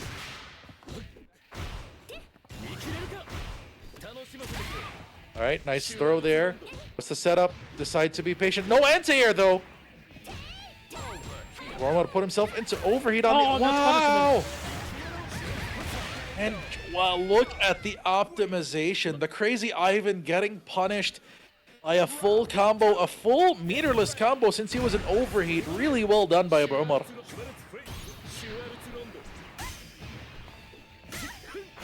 Yeah, he didn't attempt the cross-up because hops don't keep the same cross-up properties as full jumps. The drill getting whiff punished, and he decides to go for the setup. Oh, Safe that jump. is absolutely a safe jump. Oh, drop down combo. Stuff is charged there. Oh my goodness, is the Janae ready? He himself punishable on more than one occasion. Didn't even Yeah, need he's to just spend gonna the spend. meter. Yeah. That's Wow, fine. yeah, he's just kind of, I'm not sure what's happening with him. He kind of just didn't finish pressure a couple of times, and he's sticking with it. Yeah. Well, you gotta wonder, he's the one up there. Yeah, no respect for the pressure. Janae's feint cancel Call the pressure. backdash. Some of... there we go. Rolling Thunder. Watch this damage. Not bad. I decided he was looking for Omar to do something since he'd broken out. Oh my goodness, look at that usage of that jump B. I'm not sure I like the usage of the drill that way. He got punished for it before. Okay, this is good. She'll be a... he's not in the best situation to finish though since he's in overheat. Yes, Janae can cancel out of that. She can break out of that and just do an aerial. She can do that to do some cross-ups or just continue pressure, which is some pretty good stuff. Very mobile character.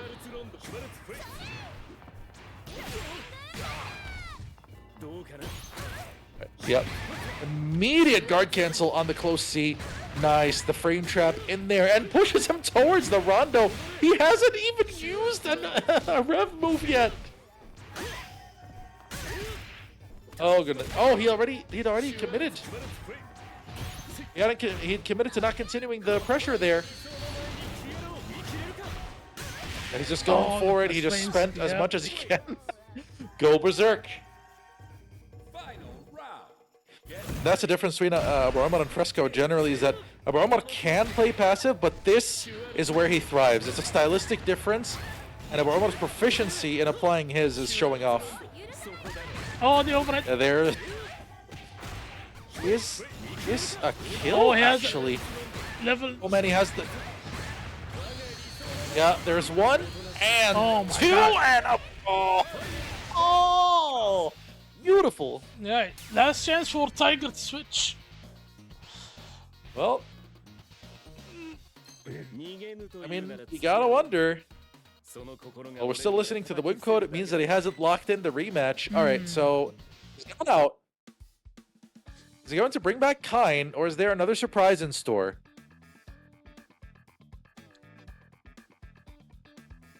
My eyes are glued to that portrait right now.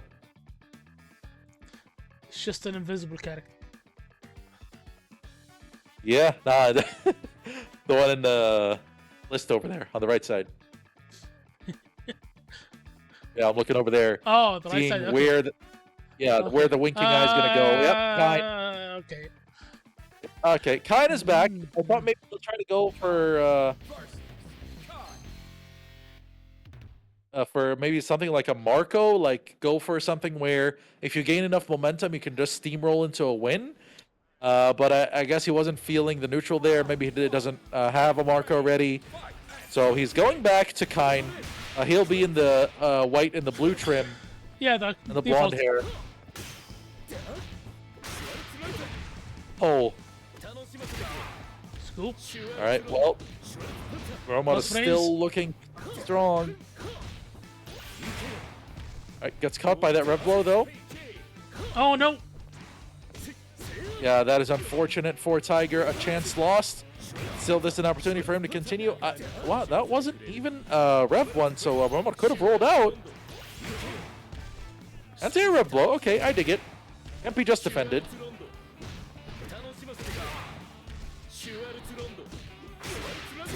Oh wow, alright, the disrespect. This is how you want to play it. Now he's in overheat. Just killing time. Okay, Amaroma breaks the pattern first, but gets caught by the hop B. Honestly, that jump B has been doing a lot of work for Tiger over the course of the tournament. Oh, there it is. He gets caught trying to push buttons. Be careful what you push. Oh, there it is. He's going to throw the first super. I think he doesn't need to spend the second one. Tournament point. Wow. Tournament point after getting a perfect. That is exactly what you want to do if you're Falcons of Umar right now. And get this round and finish it off. Continuing his undefeated streak. Went for the hyper defense, but got caught low. It's a challenge there. You have to get your hyper defend on one of the earlier hits. Oh, the unfortunate drop. Ooh, and the big drop there by Umar, unusual for him. There's a just defend. Oh, the back dash. No, drop the combo. The drop. Hold on. No, one more. Yeah, he couldn't set up into a kill, so he wants this. Oh, the chip. Oh. And there it is. Abu Umar is your champion for Hungary Rumbacks number 2, continuing his time as undefeated in Fatal Fury City of the Wolves within the borders of the kingdom so far. He's done such a good job just really asserting his dominance in this game. Well done, champion, and well done to you on just such incredible clean play. Really, FRESCOO came the closest to beating him today, and that tells you something about how much he's improving. I think if Tiger maybe stuck with Kain, might have went probably a bit better than 3-0, but I don't know. Yeah, like I guess sometimes when you have a player that's super really good and plays the mirror, you can't really just go for like the surprise. You got, I think I can't say that if Tiger has a really strong or not BGN, but it might have not been ready for tournament. I don't know, in my opinion. Yeah, it looked a bit like there were some decisions there, like Crazy Ivan on block, the time where he just didn't continue pressure with Rev Excels and left himself punishable. So either input errors or just not having those on deck. Yeah. So yeah, it was an attempt. Either way, Abu Umar was just too strong today for basically everyone. He continues being the menace that he is, and he'll be most likely next featured in the Jeddah regional tournament for the Saudi Fighting E-League coming up this weekend. Yeah, it is. So that'll be a thing. And I don't know what the season made, because like they changed the schedule a bit. Like the regional was supposed to be last week, but they pushed it back to this week. So and then next week was the plan was next week will be whatever the season major or finale or something. But I don't know if that's happening then or maybe later. But yeah. Oh well, we're around in either case, so it's a good time to be involved now. It's a really good time to be involved. Just a quick promo, just to remind you all. So next up, we got Grand Blue Fantasy versus Rising on Thursday. Then Metal Blood Type Lumina on Saturday. And then Monday we got Guilty Gear Strive. today's Monday, right? Yeah. So no, today is Tuesday. So like next Monday, and then after that we got Third Strike on the 25th, and then closing out June will be Dragon Ball Fighter Z. So yeah, that's it for today. Thank you so much, Fro, as always, for being the GOAT. My pleasure. And yeah, any closing remarks?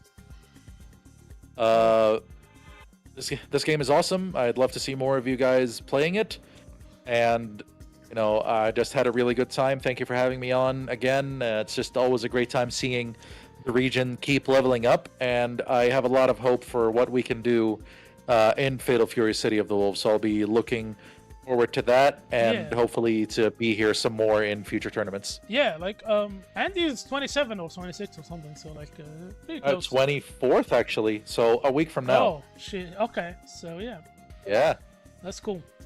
You think there's gonna be a balance, or just they're gonna drop him? I would prefer there not to be an attempt at balance. Like at most, do maybe, if you're going to do anything, maybe like slow down Kain's crouch heavy punch or something. Maybe like do something like that. But I really don't want to see any big wholesale changes, because I think that a lot of the cast are actually in a pretty solid spot right now. Yeah. Even Kain, I think, is just like a change or two away from losing a lot of effectiveness if the right changes are made, or I guess they will be the wrong changes depending on your perspective. Yeah. But I don't want to see wholesale changes right now, and I don't think they plan on it. SNK kind of, what we saw before with KOF. 14 came out, we had Kadesh and Nakaruru, they got nuked about 2 or 3 months in. Yeah, 15 came out. I think they needed it, if I remember. They needed it. Yeah. Yeah. So we also have 15 where Ralph, Vanessa, and Terry also got the treatment. Yeah. Vanessa especially, good They God, got she got nuked when destroyed. Gato, Rock, and BJN came out, I think. Remember that? No, they survived a bit longer. Oh, okay. They survived a bit longer because When the geese, I think geese in Xiaohai. Sorry, yeah. Yes, when Southtown arrived, because Xiaohai was playing Gato, Ralph, Terry. That was his team. Oh yeah. So Okay. yeah. So after that is when they got nerfed pretty hard, and especially Vanessa got like obliterated. Good God. But yeah. But that was still about 3-4 months into the game. So that's longer than the amount of time it's going to take for Andy to come out. And with EWC just around the corner, unless they have a really clear idea. Before that. Actually, no. I'll take that back. Forget it. No ideas right now. Just let the game rock for a while. Let characters develop. Yeah. And let us just see where things go. Maybe by around the time Chun-Li releases, or wait, I forget if Joe or Chun is first, but whoever's after it's gonna Ken. be, after Ken, it's gonna be Joe, and then Chun, and then Mr. Okay. Luke. So around Chun's release is when I would think is a good time to have a good look at the game. Joe or Chun around that time. Yeah. Okay. All right. So yeah, that's it. Thanks everyone, and next up it's gonna be Grand Blue. So this Thursday, and see you all soon. Take care and good night. See ya.